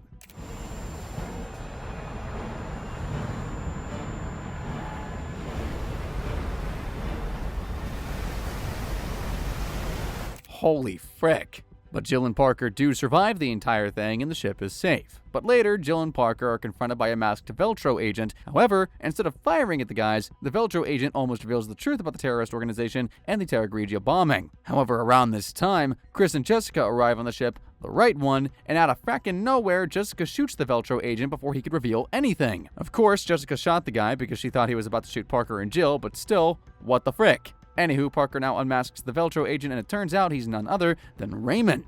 Okay, what is happening right now? Before dying, Raymond asks Parker to find the truth about Terra Grigia. You bet, my backstabbing friend. Meanwhile, Keith and Quint discover something shocking as well. Apparently, after the whole Terra Grigia incident, the entire Veltro went underground, but now they've returned. At least that's what O'Brien wants everyone to think. That's right, the entire Veltro has returned drama has been orchestrated by O'Brien himself. For some reason, O'Brien is doing all this to take revenge out on Morgan. Like I said earlier, what the frick is happening? Anyway, doesn't that mean that Raymond was working for O'Brien? When you can't trust the head of your own organization, who can you really trust? Anywho, before Keith and Quint can also process this mess, an airstrike hits their location. Around the same time, Jill and Chris finally find the virus in the ship, and they decide to stop the dang thing from leaking into the water. Elsewhere, Jessica has now partnered with Parker, but Jessica seems real shady to Parker. Parker learned from O'Brien that one FBC agent infiltrated the BSAA, so Parker points a gun at Jessica and asks if she's the mole. Right then and there, Raymond also shows up. Yep, this dude is alive thanks to the bulletproof vest, but then Jessica shoots Parker, confirming she's indeed the mole. One twist after another, man. Right after shooting Parker, Jessica activates the ship's self-destruct sequence, and during all this, Chris and Jill confront Morgan over the call, who reveals that he worked with the Il Veltro during the Terra Grigia panic. Why? Well, the entire incident was done to specifically boost the FBC's funding and global influence. A typical Tuesday for these organizations. Morgan basically manufactured a bioterrorist crisis to make his own organization more powerful, and once that was done, the Fricker even betrayed Il Veltro. Anywho, despite the fact that Queen Zenobia is blowing up right now, Chris and Jill managed to neutralize the virus. Once that's done, Jill and Chris regroup with an injured Parker. Of course, they try to get Parker to safety, but the poor guy falls through a broken catwalk into the fire below. Later, O'Brien finally tells Chris and Jill the full truth. Basically, he orchestrated Il Veltro's return to gather evidence against Morgan. However, before O'Brien can reveal any more, Morgan gets the guy arrested and cuts off all communications. Frackin' really. Now the only way to save O'Brien is by gathering the evidence against Morgan. Now, who has the evidence against this old frick? Oh yeah, it must be the real Il Veltro leader, Jack Norman. So, well, Chris and Jill find Jack, but he's not exactly in the best of shapes. This guy's been keeping himself alive by repeatedly injecting himself with the virus, and he's somehow resisting full mutation through his desire for revenge against Morgan. Oh, it's that easy? As soon as Jack sees Chris and Jill, he thinks they're FBC agents who are sent to get him, so this idiot injects himself with a massive overdose of the virus and transforms into a horrifying new type of tyrant called the Final Form Abyss. Man, it sounds cool.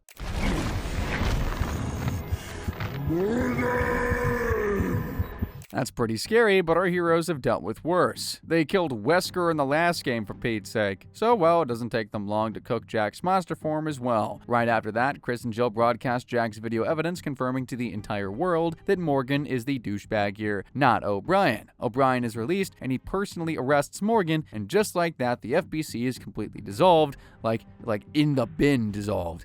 Elsewhere, we see our buddy Raymond using his perfect jawline to pull Parker out of the explosion. So yeah, Parker does survive the entire thing. Oh, also Keith and Quint survived the airstrike as well, but the story ain't over just yet. Later, we see Raymond sitting down with Jessica at a cafe and handing her a sample of the virus. Okay, so Raymond might be a frick as well, got it. Resident Evil 6 kicks off on December 24th, 2012, and it looks like nobody's having a very good Christmas. We see Chris Redfield and his BSAA team in the Adonia Republic investigating a new type of infected enemy called Duavo. Across town, we meet the BSAA agent Sherry Birkin. That's right, the same Sherry who was with Claire in Resident Evil 2. Sherry watches as some weirdo mercenaries are injecting themselves with something called the chrysalid virus. Apparently these guys are told that this drug can make them stronger. That's a lie, because the drug just makes these guys go crazy as all hell. In another room, we meet a mercenary named Jack Mueller, who also injects himself with the drug, but somehow is completely unaffected. That's alarming. Sherry runs into Jake while running around from the newly infected mercs, and Jake and Sherry flee together while running away. Sherry reveals that Jake's blood naturally carries an antivirus. In the next moment, Sherry and Jake meet Chris and his team, and Chris outright recognizes Sherry as the girl Claire had told him about. Chris also recognizes that Jake is a dangerous merc, but Sherry tells Chris that Jake is working with her and is under the US government's protection. So, well, Chris has no choice but to get Sherry and Jake out of there. After that, Chris and his team keep pushing forward and find Ada.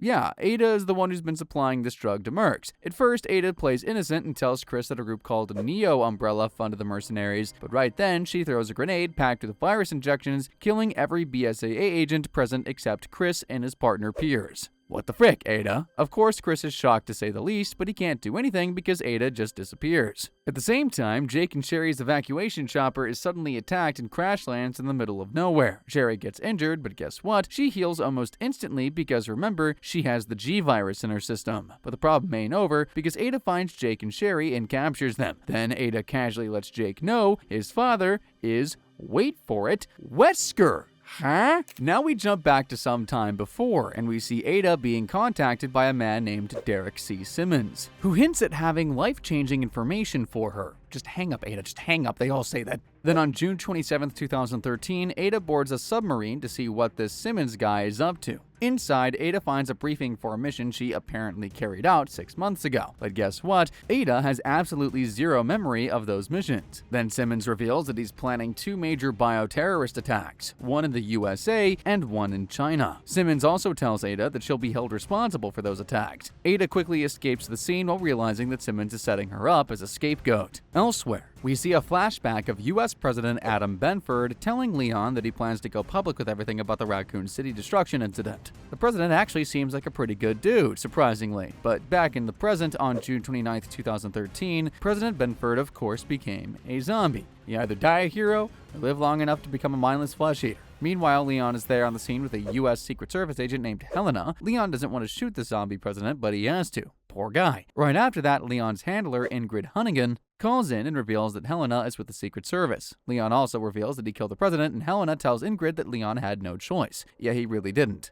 Later, Helena and Leon head towards Tall Oaks Church, and at this point, Leon doesn't know anything about Helena, but she just asks Leon to trust her. Later, Helena and Leon find a man who tells them that the outbreak was caused by some kind of fog. Now, after arriving at the church, Helena and Leon watch a tape of Ada crawling out of a gooey cocoon. Ew? Leon is very confused right now about Ada and Helen, who is clearly hiding something. Oh, also we learn at this point that Simmons is actually the National Security Advisor. Okay, how did this creep get that gig? Anyway, Leon keeps going, and after a while, Leon finds Deborah, Helena's sister.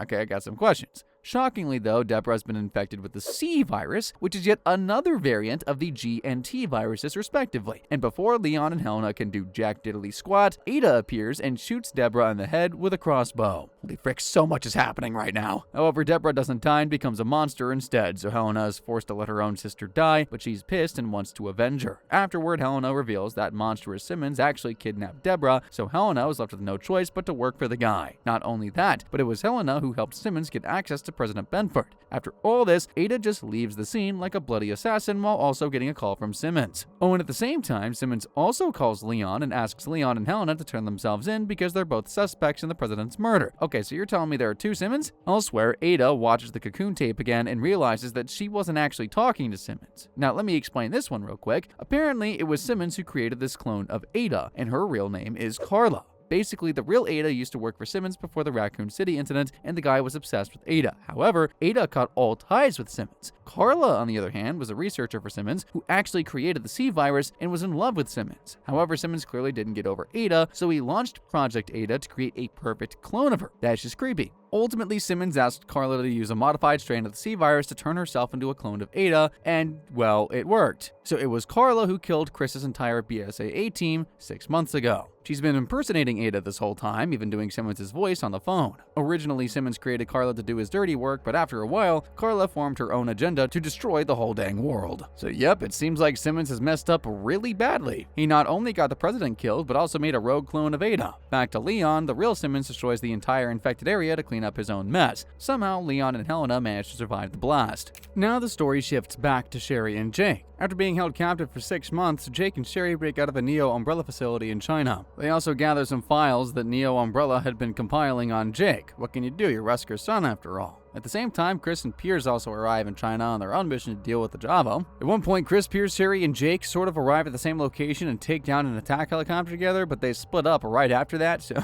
cool. Piers wants to follow Jake and Sherry since Neo Umbrella is clearly hunting them, but Chris says, nah. Why? Because he only cares about finding Ada and kicking her butt for killing his team. Dude, that wasn't Ada, it was her clone. Meanwhile, Leon and Helena learn from Ingrid that Simmons is heading to China, so they get on a plane to follow the frick. But suddenly the pilot mutates into one of those gas-spreading monsters and the plane crashes into the city. Of course, Leon and Helena survive, and Jake and Sherry literally watch the plane go down from the strait. So well, Leon and Sherry's group finally meet up, and Sherry is over the moon about being reunited with Leon. At this moment, Leon tells Sherry that Simmons is behind everything, and well, Sherry's confused out of her mind because she reports directly to Simmons. But right then, a massive monster attacks the group, forcing everyone to split up again. Jerry! Leon! We're gonna head to the Wulong building over in Kuchang. That's where I'm meeting with Simmons. Cut back to Chris, where his team gets attacked by a deadly creature. Only Chris, Piers, and one other man survive the entire thing, but then fake Ada, aka Carla, shows up and kills the third man right in front of Chris. Naturally, Chris completely loses it and rushes after Carla into a Neo Umbrella lab. Surprisingly, Leon and Helena happen to walk into the same lab at the same time. How frackin' great is that? Now, as Chris and Piers corner Carla, Leon stops Chris from pulling the trigger. In that moment, Leon and Chris recognize each other, and using the opportunity, Carla escapes the scene. Now Chris and Piers go after Carla, while Leon and Helena go after Simmons. Oh, and the real Ada's been in China this whole time too. In fact, she's been secretly helping Jake and Sherry from a rooftop sniping enemies. Now after fighting several enemies, Jake and Sherry run into Leon and Helena, who by this point have caught up to Simmons. However, Simmons escapes the scene with the help of his minions, and Sherry now gives Leon the information Neo Umbrella had gathered on Jake. Sherry says it'll help stop the C-virus without fully explaining exactly what it is. Now, as Leon and Helena move ahead, Jake and Sherry also try to get away, but unfortunately these two get captured by Javo. Darn it. At the same time, a monster bites Simmons, who then flees onto a moving train. But of course, Leon and Helena follow him onto the train because they can't let that ficker escape. Then Simmons starts to mutate into a massive monster thanks to the bite he incurred.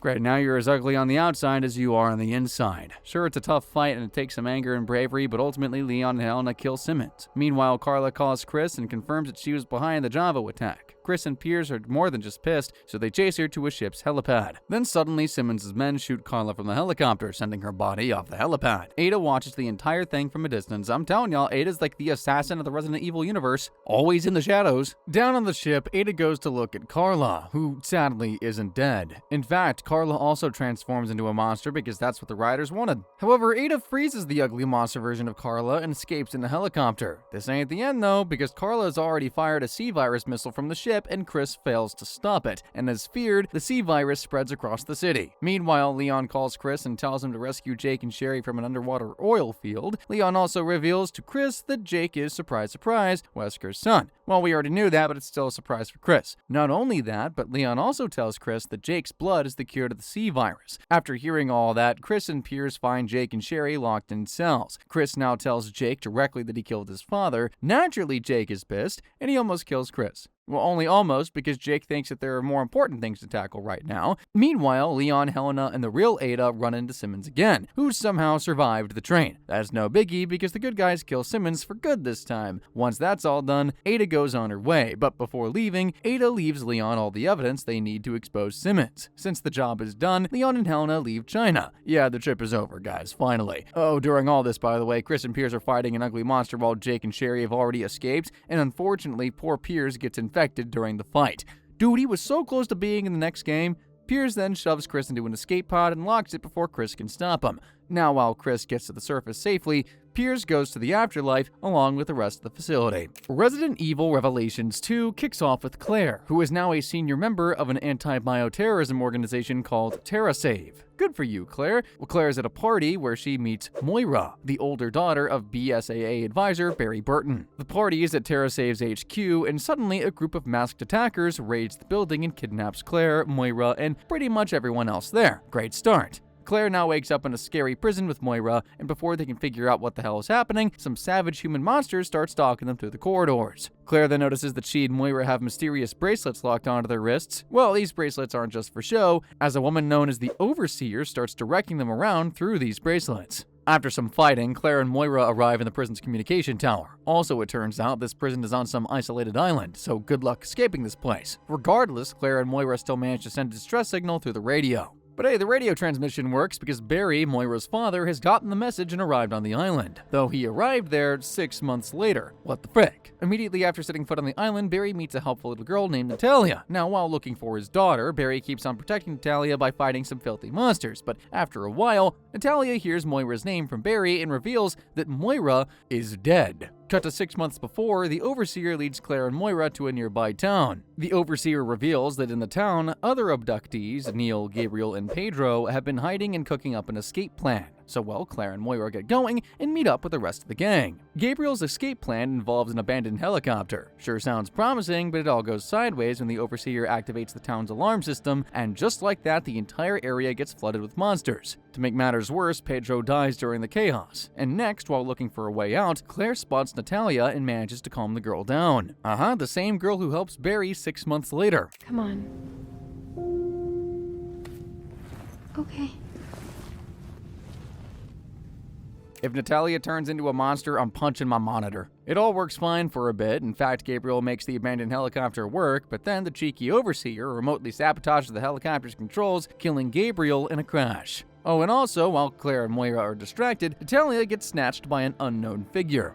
Cut to 6 months later, Natalia leads Barry inside a tower, where Moira was heading while she was here, or while she was alive. Inside the tower, Barry finds a picture of Albert Wesker and Alex Wesker, who, by the way, looks a lot like Brie Larson. And yeah, just like Albert, Alex was also a part of Spencer's Project Wesker. And as you can imagine, she's just as evil as Albert. Now, by the time Barry can process the fact that there are two bloody Weskers, the Overseer jumps in front of them, scaring the hell out of Natalia. And yeah, by the looks of it, Alex is the Overseer. Cut to 6 months before, Claire and Moira push on toward a place called the Kierling, where they also come across the Overseer's operating tower. After finally reaching said tower, Claire and Moira learn that Neil is actually a jerk, and he's the real architect behind everything so far. Shockingly, Neil is a former FBC agent, and he sold TerraSave members to the Overseer in exchange for a sample of the Ouroboros virus. However, Neil's plan backfires spectacularly when the Overseer injects him with the Ouroboros virus. Now, by the time Claire catches up to Neil, he is mutated into an ugly monster. At first, Moira couldn't even lift a gun, but ultimately, she overcomes her fear and shoots Neil dead.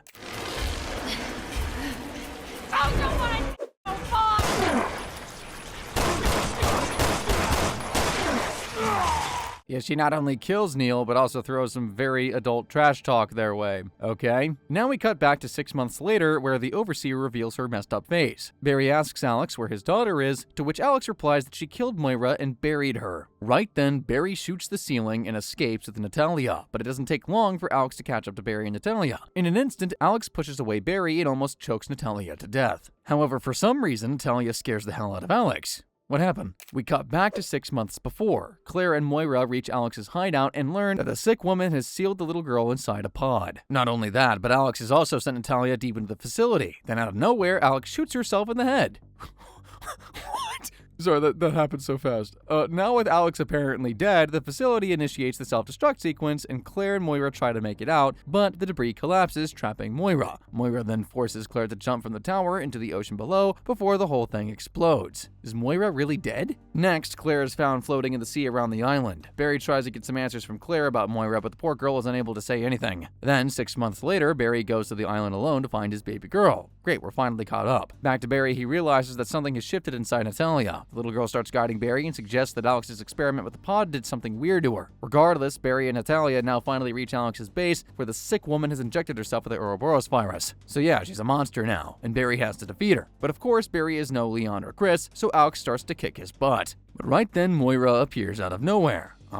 She's very much alive. Right then, Moira shoots Alex and brings her down, temporarily, giving Barry just enough time to save Natalia. Then, in a stroke of genuinely good luck, Claire arrives in a helicopter with a sniper rifle. So Barry gets both girls onto the helicopter, but he stays behind. At this point, Alex's mutation goes completely out of control, so Barry tells Claire to grab the RPG. Always with the good old RPG. Well, Claire fires the RPG and destroys Alex completely, saving both Natalia and Barry. Not only does Barry reunite with Moira, but he also decides to adopt Natalia. Ain't that something? Resident Evil 7 kicks off on October 10th, 2014, with the introduction of the Baker family in Louisiana. While having a completely normal day, Jack Baker finds an unconscious girl washed up near his home, so Jack carries the girl to his son Lucas's bedroom to help her. Jack's daughter Zoe is also there. However, things get ugly very quickly when the girl wakes up and she messes up the whole Baker family in a very dark way. The mother, Margaret, starts spewing insects from her mouth. Jack, on the other hand, tries to drown Margaret in the bathtub before stabbing himself.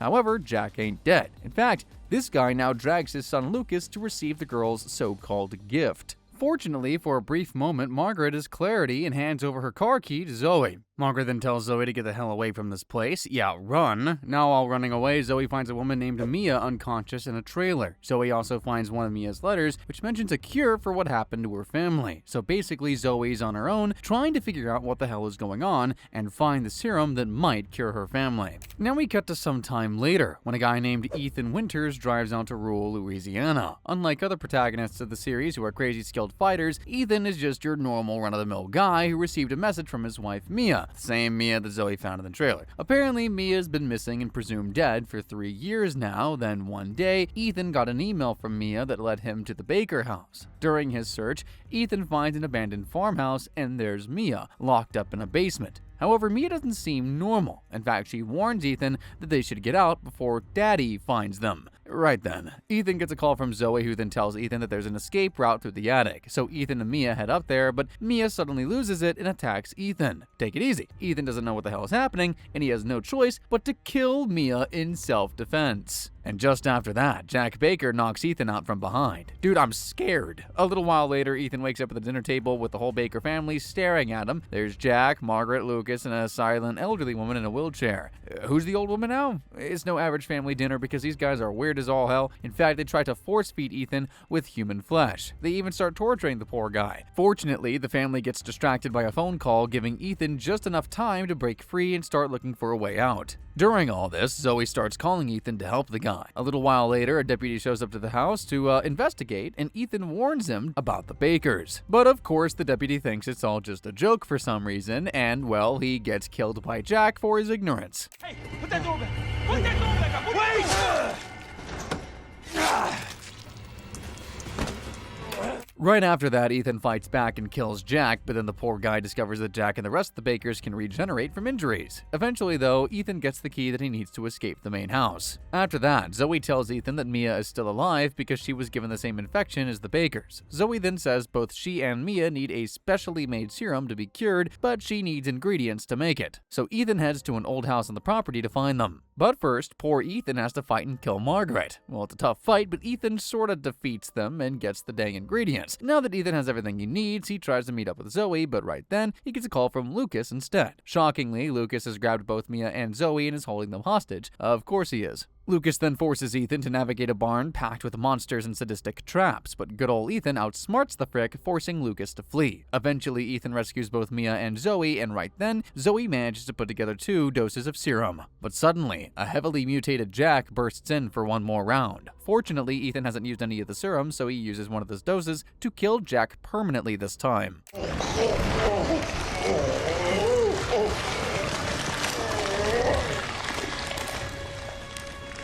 That's good and all, but this also means that Ethan now only has 1 dose of serum left. Okay, really quick, at this point, Ethan gets the choice to either use the serum on Zoe or Mia, and since he can only choose to save one, we'll go with Mia. Look guys, it's a lose-lose situation. Of course, Zoe's kinda pissed, but she sorta understands and chooses to stay behind. Right after that, Ethan and Mia escape by boat and reach the tanker ship, and that's where they meet the girl who caused all this, Eveline. In an instant, Eveline attacks Ethan and knocks him down. Now, as Ethan learns Jack's backstory, the narrative shifts to Mia's perspective on the wrecked ship. Right then, Mia starts having visions of Eveline, where the sicko girl insists that Mia is her mother. What? Of course, Mia thinks it's all BS, but then Eveline makes Mia watch a videotape that brings her memories back. Apparently, Mia was working for an unnamed corporation that created Eveline as a living bioweapon. And I'll give you one guess as to what that corporation is. Now, Mia's job was to act as Eveline's caretaker while the girl was being transported to Central America for some reason. However, Eveline broke out of the containment during what should have been a lovely journey and messed up the ship. Eveline ended up infecting Alan, one of Mia's co-workers. However, before it got too late, Alan gave Mia a vial of Eveline's DNA, which could help in defeating her. But then Eveline infected Mia and tried to force her into being her mother. During all this, Ethan has a vision about Jack, in which the old guy is actually sane. In the vision, Jack tells Ethan how Eveline corrupted them with her so-called gifts. Back to Mia, the woman feels so bad after remembering everything that she finds Ethan and gives him a vial of Eveline's DNA. Mia then fights off Eveline's control just long enough to lock Ethan safely out of the ship. One frick of a revelation. After escaping the ship, Ethan makes his way into an abandoned salt mine and finds a hidden laboratory. Ethan then digs through some files and learns that Eveline is an E-series bioweapon. Basically, Eveline spreads a psychotropic mold that lets her control anyone she infects. So mold is evil now, gotcha. Oh, also, Eveline infected the Bakers because she became obsessed with having a real family. Aww. That's not all, as the files also reveal that Lucas has been secretly working with the organization that created Eveline. Dude, this whole time? Really? Lucas was given a serum that made him immune to her control, so that sick frick has been pretending to be under her influence the whole time to maintain cover. But he really just been pure evil since day one. After learning all this, Ethan uses Eveline's DNA sample to create a toxin that can kill Eveline, and now the brave and good old Ethan heads back to fight them. And ultimately, he injects her with the toxin.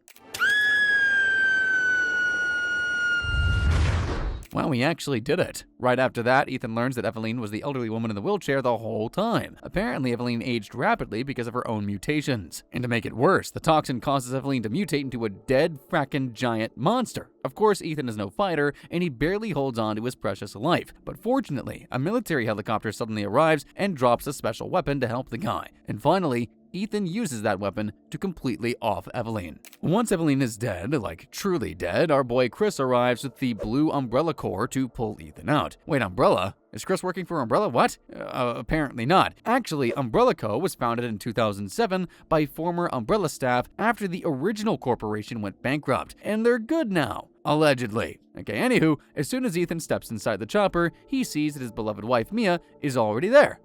A happy ending for once. In DLC that shows us the aftermath, Chris heads down into the salt mine to arrest Lucas and learns that the criminal organization called The Connections created Eveline. Of course, it ain't an easy fight. In fact, during said fight, Lucas even transforms into a deadly monster, but hey, it's fucking Chris we're talking about, so our boy eventually kills Lucas. Chris also destroys a computer after learning that it was transmitting Eveline's data to an unknown party outside, and thus the plot thickens. Now, in another DLC flashback, we see what actually happened to Zoe after Ethan canonically chose to save Mia. Apparently, Zoe's uncle, Joe Baker, finds the poor girl and brings one of Umbrella's doses to cure the girl. However, that dose was only a partial one, so Joe heads out to an Umbrella base to find the full dose for Zoe. On his way, Joe learns that his brother Jack is still alive somehow, so Joe ends his brother's suffering with one deadly punch from his AMG 78 gauntlet. It's a farewell from the family, brother.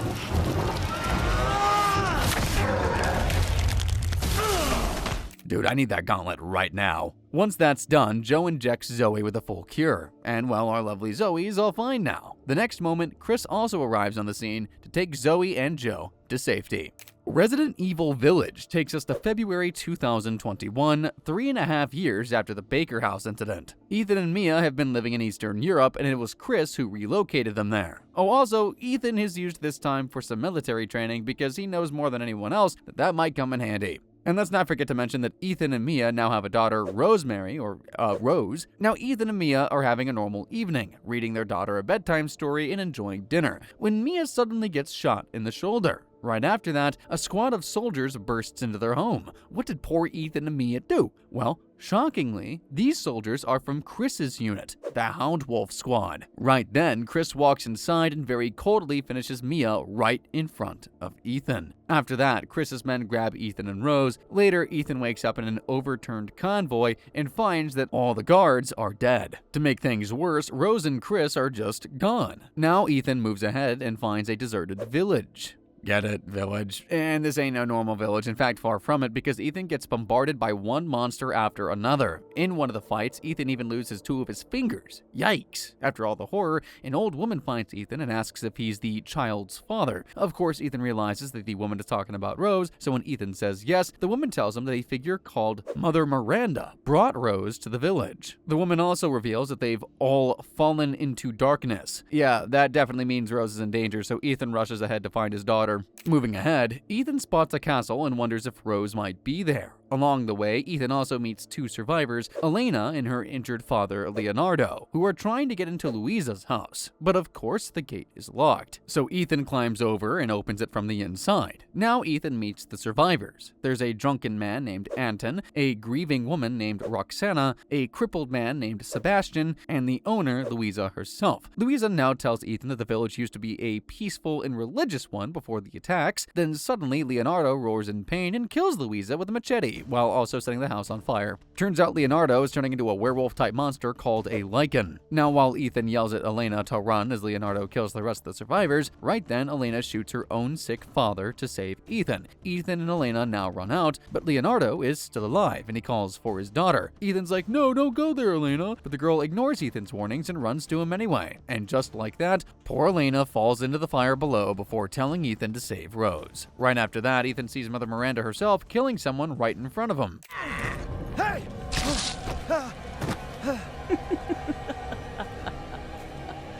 Holy frick, she looks like a witch. Naturally, Ethan follows her and ends up reaching the castle. Moving ahead, a man with some sort of electromagnetic powers captures Ethan and drags him to meet Mother Miranda and her 4 lords. There's a lady Alcina Dimitrisou, a towering vampiric countess who rules Castle Dimitrisou. Also an internet sensation from the year 2021. Then there's Donna Beneviento, a puppeteer who controls a doll named Angie and lives in the mist-covered house Beneviento. There's also Salvatore Moro, a fish-like dude who owns the reservoir. And finally, we have Carl Heisenberg, the man who captured Ethan. Carl runs a factory where he's been conducting awful experiments. These sickos think of Ethan as some toy, and that's why Heisenberg releases Ethan into the castle grounds with a 10-second head start. And once the timer is complete, this frick unleashes several lichens on him. While running away, Ethan enters Dimitrisou's castle, where Dimitrisou's 3 daughters, Bella, Cassandra, and Daniela, grab him and drag him to their mother. Dude, there are so many bad guys here. Dimitrisou then orders her daughters to hang Ethan on meat hooks while she goes to inform Miranda. But Ethan has gone through worse, so he rips his own hands through the hooks to free himself.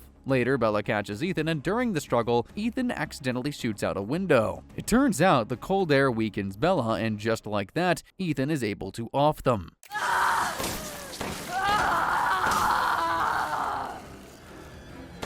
Rot in icy hell, woman. Right after that, Ethan overhears a tense phone call between Dimitrisou and Miranda. Apparently, Miranda is pissed that Ethan has escaped, and they're talking about some sort of ceremony. Their marriage? When? Moving on, Ethan tries to be an assassin, but Dimitrisou catches him and throws him in the dungeons. Dimitrisou then cuts off Ethan's hand, but since this is a video game, Ethan reattaches it and escapes. Ethan then fights Cassandra, and just like with Bella, he uses the cold air to weaken and then kill her. Following the trend, Ethan then confronts Daniela in the library and opens a skylight, letting the wind kill her. And now, my friends, all of Dimitrisou's daughters are dead. Moving ahead, Ethan finds a dagger called the Dagger of Death's Flowers, which is laced with European poisons. So Ethan uses this dead dagger while fighting Dimitrisou. And Dimitrisou suddenly attacks the dude, and she's pissed. However, the dagger causes Dimitrisou to mutate into a dragon-like creature.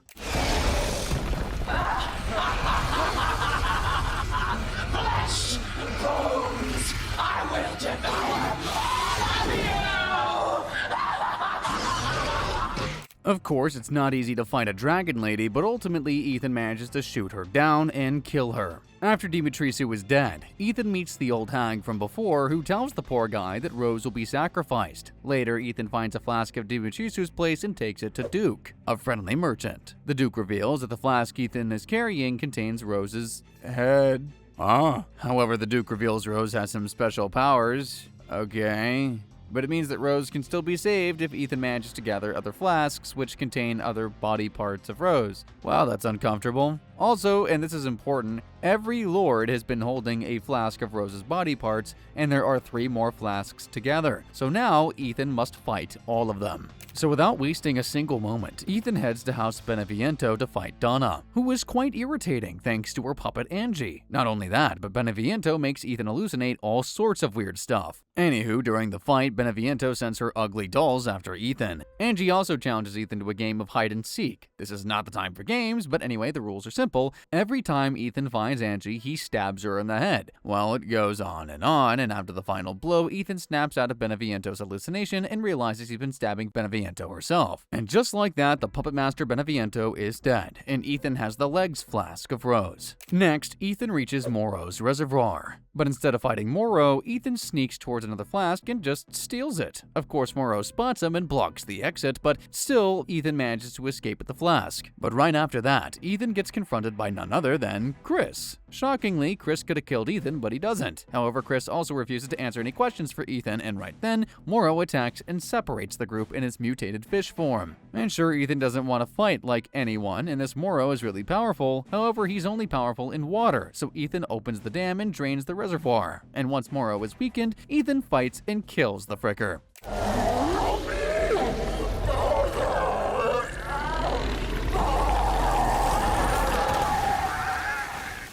Dude literally exploded out of existence. Next, Ethan gets inside Heisenberg's fortress, where he finds the arms flask. Right after that, Heisenberg contacts Ethan, and the cocky frick praises Ethan for his hard work. Really? Not only that, but Heisenberg asks Ethan to place all 4 flasks back at the altar, and Ethan does just that. Why? Later, Heisenberg reveals that the whole thing was a test to see if Ethan was strong enough for Miranda's plans. Heisenberg then explains that even Miranda herself is afraid of Rose's potential power, and just then, Heisenberg, yes, bloody Heisenberg, offers to team up with Ethan and use Rose as a weapon to kill Miranda. As expected, Ethan says, nah, to that plan because his daughter isn't a weapon. Heisenberg gets pissed, and he kicks Ethan down to the bottom of the factory. Now, as Ethan fights off some monsters, Heisenberg explains that Miranda forcibly took children, including himself, as test subjects to create her servants. That's pretty bad. And now Heisenberg wants to break free from that sick woman's control. Right after that, Heisenberg mutates into a massive Decepticon creature and knocks Ethan back down.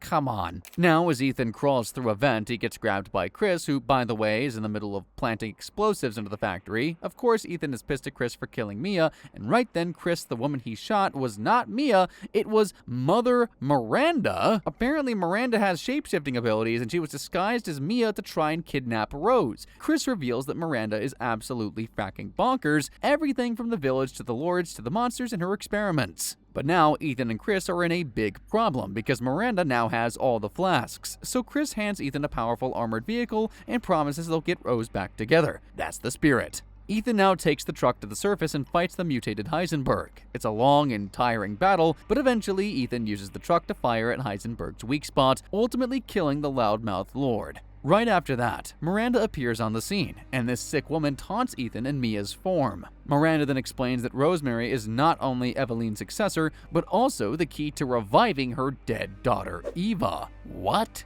Miranda reveals that the old hag, well, it was her all along.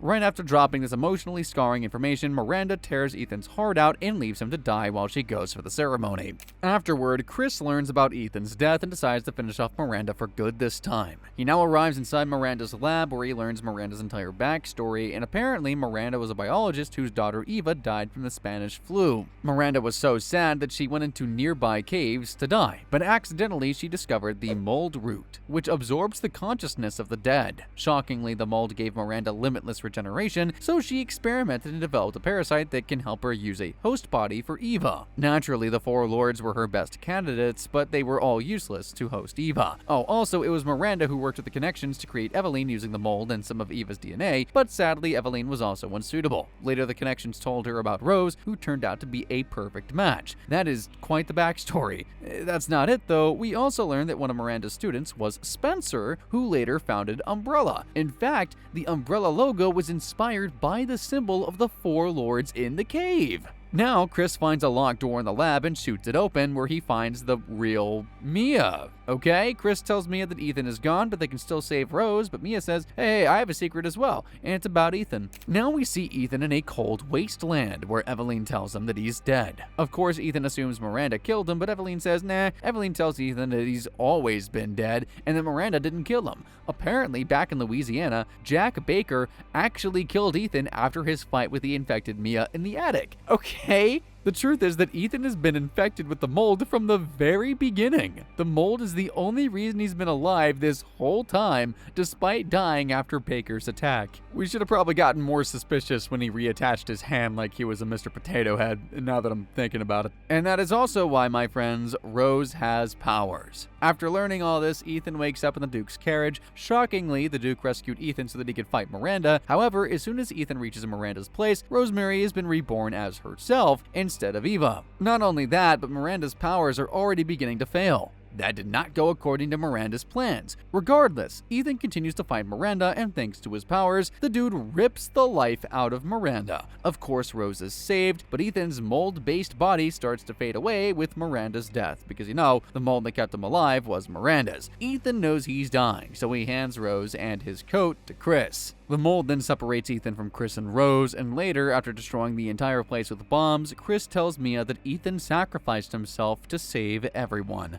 Now we move a few years ahead, when we see a teenage Rose visiting her father's grave. Then an agent from a mysterious organization meets Rose and says that she's needed. Of course, Rose tells the guy to buzz off, so the man and his guys drive off. But then an unknown figure steps into the road in front of the vehicle. Okay, on to Rose's story then. Basically, Rose's story picks up in 2037, 16 years after Ethan's sacrifice. Rose has grown up under the US government's protection, and she only gets to see Mia and Chris occasionally. So yeah, her life has been pretty miserable. In fact, other kids bully her for being a freak, and she hates herself for having these powers. Later, a government agent named Charlie K. Graham brings her to a lab, which is housing the Black God. Basically, it's a chunk of the mold recovered from Eastern Europe. Charlie tells Rose that mentally linking with the Black God will help her find a purifying crystal. Now, why is that important? Well, that very crystal can completely remove her powers, and since Rose is so pissed at life, she agrees. Then, Rose bonds with the fungus and gets pulled into something called the Realm of Consciousness. Basically, it's a mental representation of every memory the Black God has absorbed from people. Inside this realm, Rose finds that a helpful entity has been leaving her warnings written on walls. At this point,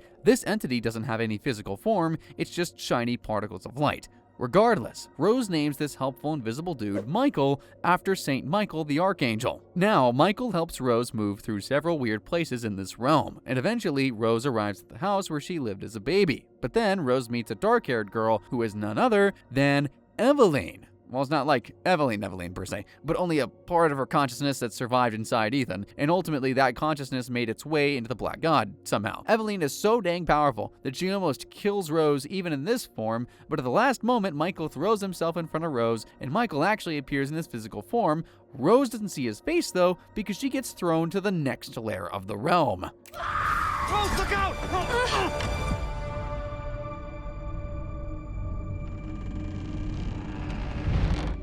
Don't give up, Rose.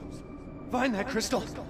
And we were so close to seeing his face. Moving on, Rose lands in the village and learns that Michael is actually a fragment of Ethan's consciousness. Interestingly, this fragment is preserved inside the realm of consciousness after his death. That's not it though, as this place has also archived the consciousness of Mother Miranda. You frackin' for real? Shockingly, Miranda has spent 16 years trapped in the realm studying the Black God, and she has been plotting her escape so she can try again to revive Eva. In reality, the whole setup with Charlie and the purifying crystal was fabricated by Miranda. Basically, Kay was just an illusion, nothing else, so Miranda lured Rose to steal her body, and it nearly worked, but guess what? Evelyn kept interfering with Miranda's plans for her own selfish reasons. That's somehow a little funny. With Ethan's help, Rose finds the courage to fight Miranda and end this for good. During the fight, Rose gets so epic that she surprisingly drains Miranda's own abilities, which ultimately kills her. Finally, Rose and Ethan have a father-daughter moment before the realm completely dissolves. Now Rose comes back to the real world and decides to keep her powers after all. That's probably a good call. Resident Evil Requiem kicks off in October 2026 and follows Grace, an FBI agent who's very serious about her job. Currently, Grace is investigating a series of brutal deaths across the US, but if there's a more terrified and meek FBI agent out out there, I'd like to meet them. Grace's supervisor Nathan is sent her to the abandoned Wrenwood Hotel, as a body has been found there. He sends her without any backup, despite the fact that she is clearly not cut out for this kind of field work. To make matters worse, this hotel is the same place where Grace's mother, Alyssa Ashcroft, a journalist, was murdered 8 years ago. Grace, you could have just told your boss to send somebody else. Grace now enters the hotel and finds a photo of herself with the key to room 204. Then, upon entering the room, Grace is shocked to see the bed covered with several photographs of her and her mother. As Grace examines every photo in the room, her attention suddenly lands on the one that was taken on the night of her mom's murder. Well, this moment triggers a flashback sequence. In 2018, Alyssa worked as a journalist and a nomadic traveler. She, along with her little Grace, stayed in a room at the Wrenwood Hotel. The mother-daughter time got interrupted by a hooded stalker who caused a blackout in the hotel and killed the manager. Alyssa was brave enough to fight back and protect her daughter, but ultimately, the hooded man killed her. Before dying, Alyssa called Grace her hope. Aw, man. Okay, so cutting back to the present, Grace receives an anonymous call. She gets freaked out and tries to leave, but as she walks out, she spots a shadowy figure. Grace doesn't panic, though. Instead, she recovers her mother's journal and a floppy disk from the bag that Alyssa hid behind a painting before dying. Right after that, Grace meets a strange man who basically lured her here by making it a crime scene. This creepy man also calls Grace the Chosen One. Naturally, Grace tries to run, but the man chokes her and knocks her unconscious. Elsewhere in Wrenwood, we meet Leon and Sherry, who are investigating the same case. These two got a lead that pointed them to Victor Gideon, a former Umbrella scientist. Always with Umbrella. Apparently, Gideon greatly idolized Spencer, Umbrella's founder, and after the company's downfall, he has clearly been carrying forward Spencer's legacy. Well, everything starts making sense when Leon spots Gideon carrying an unconscious Grace. Yep, Gideon is the same ugly guy who kidnapped Grace. This escalates further as Gideon starts shooting several citizens with a dart gun, which turns those people into zombies. Help me! You okay? What are you doing?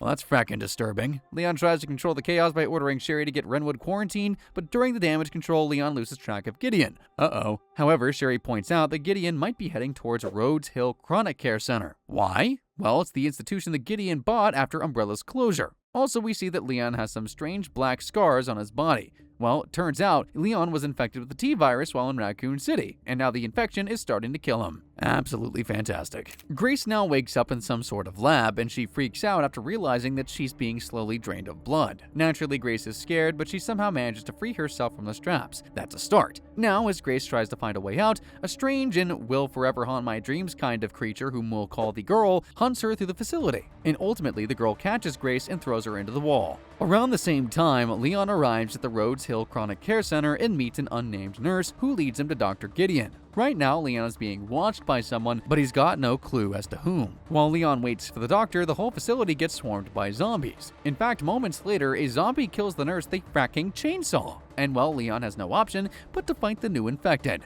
Just like the good old days, huh? As Leon fights these brain-dead monsters, he stumbles upon Grace, who is struggling to get rid of the girl. Well, Leon shows up in time and shoots the girl straight into the fracking head. Well, that actually kills the creature. For once, it doesn't come back. Maybe. Now, after Grace runs outside, Leon introduces himself to her. Leon asks Grace why in the hell Gideon kidnapped her, but she's got no bloody idea what he's talking about. And before they can get some clarity, Gideon actually activates the facility's lockdown system. But right then, Leon throws his monstrously powerful revolver, Requiem, towards Grace and asks her to leave. Now, Leon finally meets Gideon, who tries to initiate a conversation, but Leon just attacks him because he's had enough of this already. Shockingly, though, Gideon overwhelms Leon and knocks him unconscious. Right after that, Gideon notices the black bruises on Leon's body, and he likes it. Okay, weirdo. Now we cut to Grace, who after getting separated from Leon, meets a badly injured staff member. Before dying, this man tells Grace not to mess with a blind little girl named Emily, who is locked behind a glass cell. Yeah, if it were up to me, I wouldn't. Confused about what's happening, Grace gets inside Gideon's room and asks why she was kidnapped. Right then, Gideon reveals that she is basically the key to freeing Elpis, yet another mysterious virus created by Spencer. Gideon also tells Grace that some sicko powerful person made her who she is. Now, what does that mean? Grace knows that this sicko will try to capture her again, so she tricks Gideon by opening the nearby door and hiding around the corner. Gideon looks for her for a moment, but then he just leaves. Later, Grace comes across a puzzle written entirely in Braille, and she needs to solve it to move forward. And since only the blind girl Emily can help her solve it, Grace frees her. It takes a while, but Emily totally crushes the puzzle with her braille skills. However, before she and Grace can leave, the girl appears. Yeah, of course she does. The girl then drags Emily into the basement, so yep, Grace has no choice but to chase her. Elsewhere, we see Gideon planning to dissect Leon to better understand his disease, but before this sick frick can do anything, Leon breaks free and escapes the torture room. Now Leon is determined to learn the truth about what exactly he's suffering from, and of course, Elpis.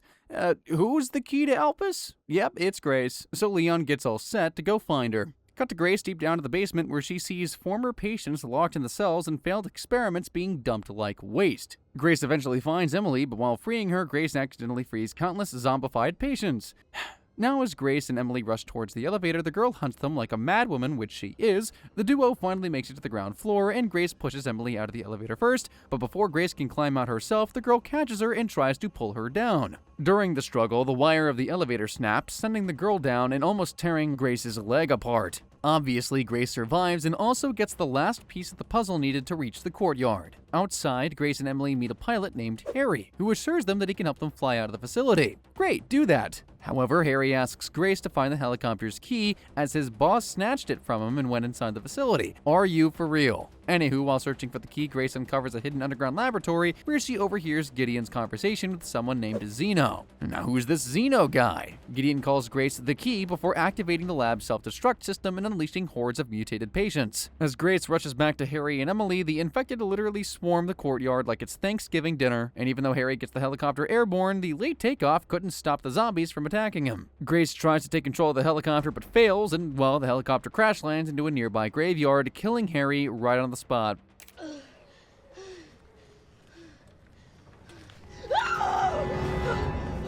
These girls are in quite the pickle. But guess what? Leon spots Grace right away while having his conversation with Sherry, and without wasting a singular moment, he rushes out to help Grace and an unconscious Emily. Now Leon reunites with Grace, and while he fights the monsters, Grace moves ahead to take Emily someplace safe. Now Grace is in some sort of basement where she is again chased by the girl. This time though, Grace realizes that the girl is sensitive to direct sunlight, so she opens the ceiling hatch and the light directly melts the girl. Dang! However, after returning to Emily, Grace finds out that she's dead?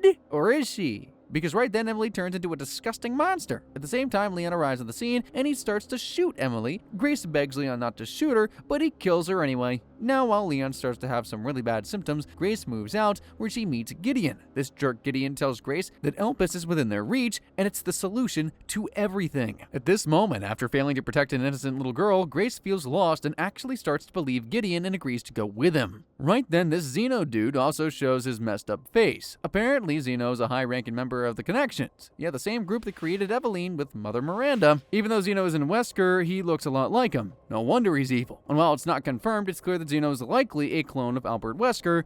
That's one way to bring Wesker back. A while later, Leon returns to Raccoon City, and on his way, the dude asks Sherry if she has learned anything about Elpis. Oh, by the way, even Sherry's suffering from the same disease as Leon. Anywho, Sherry informs Leon over the phone that there are no details about Elpis in the CIA or the Pentagon, and when Sherry tried to get deeper, she was ordered to shut down the investigation. Shady stuff. Well, despite knowing the risks, Sherry isn't ready to back off. After reaching Raccoon City, Leon fights the infected through the city center and follows the lead recovered from Gideon's laptop. Everything goes well until Leon tries to reboot the laptop, which eventually alerts Gideon and Zeno. Dang! As Leon gets deeper into the city, he collects parts of a detonator and blows up a military barricade surrounding the city. The dude then grabs a motorcycle and rushes towards the city center. And while traveling on the highway, Leon is attacked by the infected and Gideon. Now, after having one of the best bike chase sequences in gaming history, Gideon even uses a rocket launcher to kill Leon, but of course, our boy dodges it. Only heroes get to use RPGs in Resident Evil. Anywho, Leon eventually shoots Gideon's bike and makes the ugly dude crash into a pit below.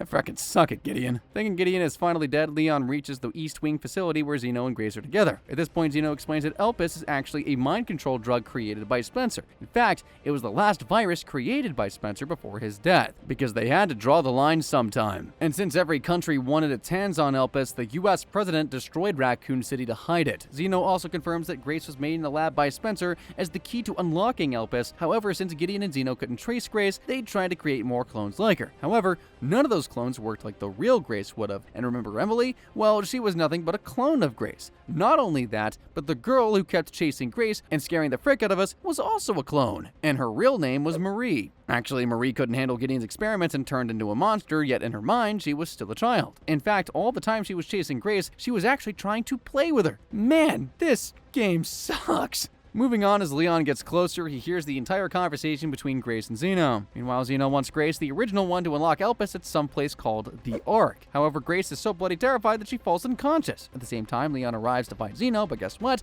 Zeno unleashes Mr. X on Leon. Yeah, remember that stubborn as hell, meaner looking version of Thanos? Well, he's back. That's fantastic. Obviously, Leon has done it before, so he kills Mr. X again, while also sustaining several injuries in the process. Inside Ark, Leon finds some crates belonging to Umbrella and Tricell, then suddenly Leon is ambushed by some connection soldiers and their commander. Leon kills the soldiers easily, but knocking down the commander takes a toll on him. Oh man. After that, Leon finally confronts Zeno, who obviously has superpowers because of his connection to Wesker, and of course, the sick and weakened Leon is no match for this monster. However, before Zeno can kill him, Grace picks up Leon's fallen pistol and threatens Zeno with taking her own life. That's a problem. Well, that gives Leon enough time to grab Grace and fall into the waste disposal area where Leon passes out because of his dang disease. Now, after Leon wakes up and is really in bad shape, Grace arrives inside Ark and finds files related to her past. Now, Grace inserts a disc that was in her mother's bag and watches an old recording of Spencer as he speaks to Grace's mother. Apparently, Spencer felt like crap for messing up the world, and he wanted to do one last good thing before dying. The old dude saw Elpis as his final hope. Elpis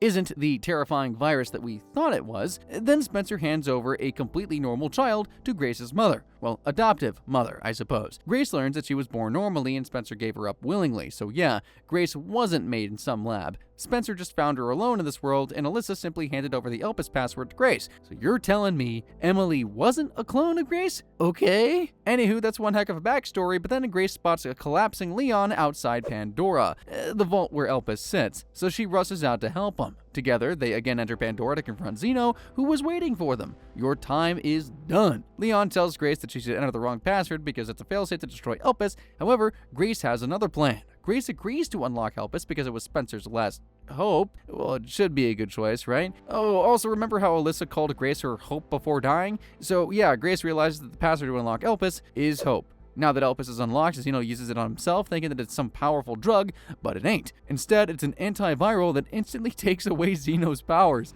That's what you call a twist. Elpis is actually something specifically designed to undo all the damage that the T and the G and all the other alphabet viruses caused. At the same time, Grace injects Leon with Elpis to cure him. Zeno's pissed, but then Gideon shows up and reveals he was never really sure if Elpis was some powerful drug or not. In fact, he was only following in the footsteps of his master Spencer. Gideon also confirms that there was zero connection between Emily and Grace whatsoever. After revealing all that, Gideon beheads Zeno with a single frackin' attack. However, Gideon is still a crazy fricker who wants to kill Leon and Grace. However, Leon is all fine now, so he beats the crap out of them, even in his massive monstrous form. This time, you ain't getting back up.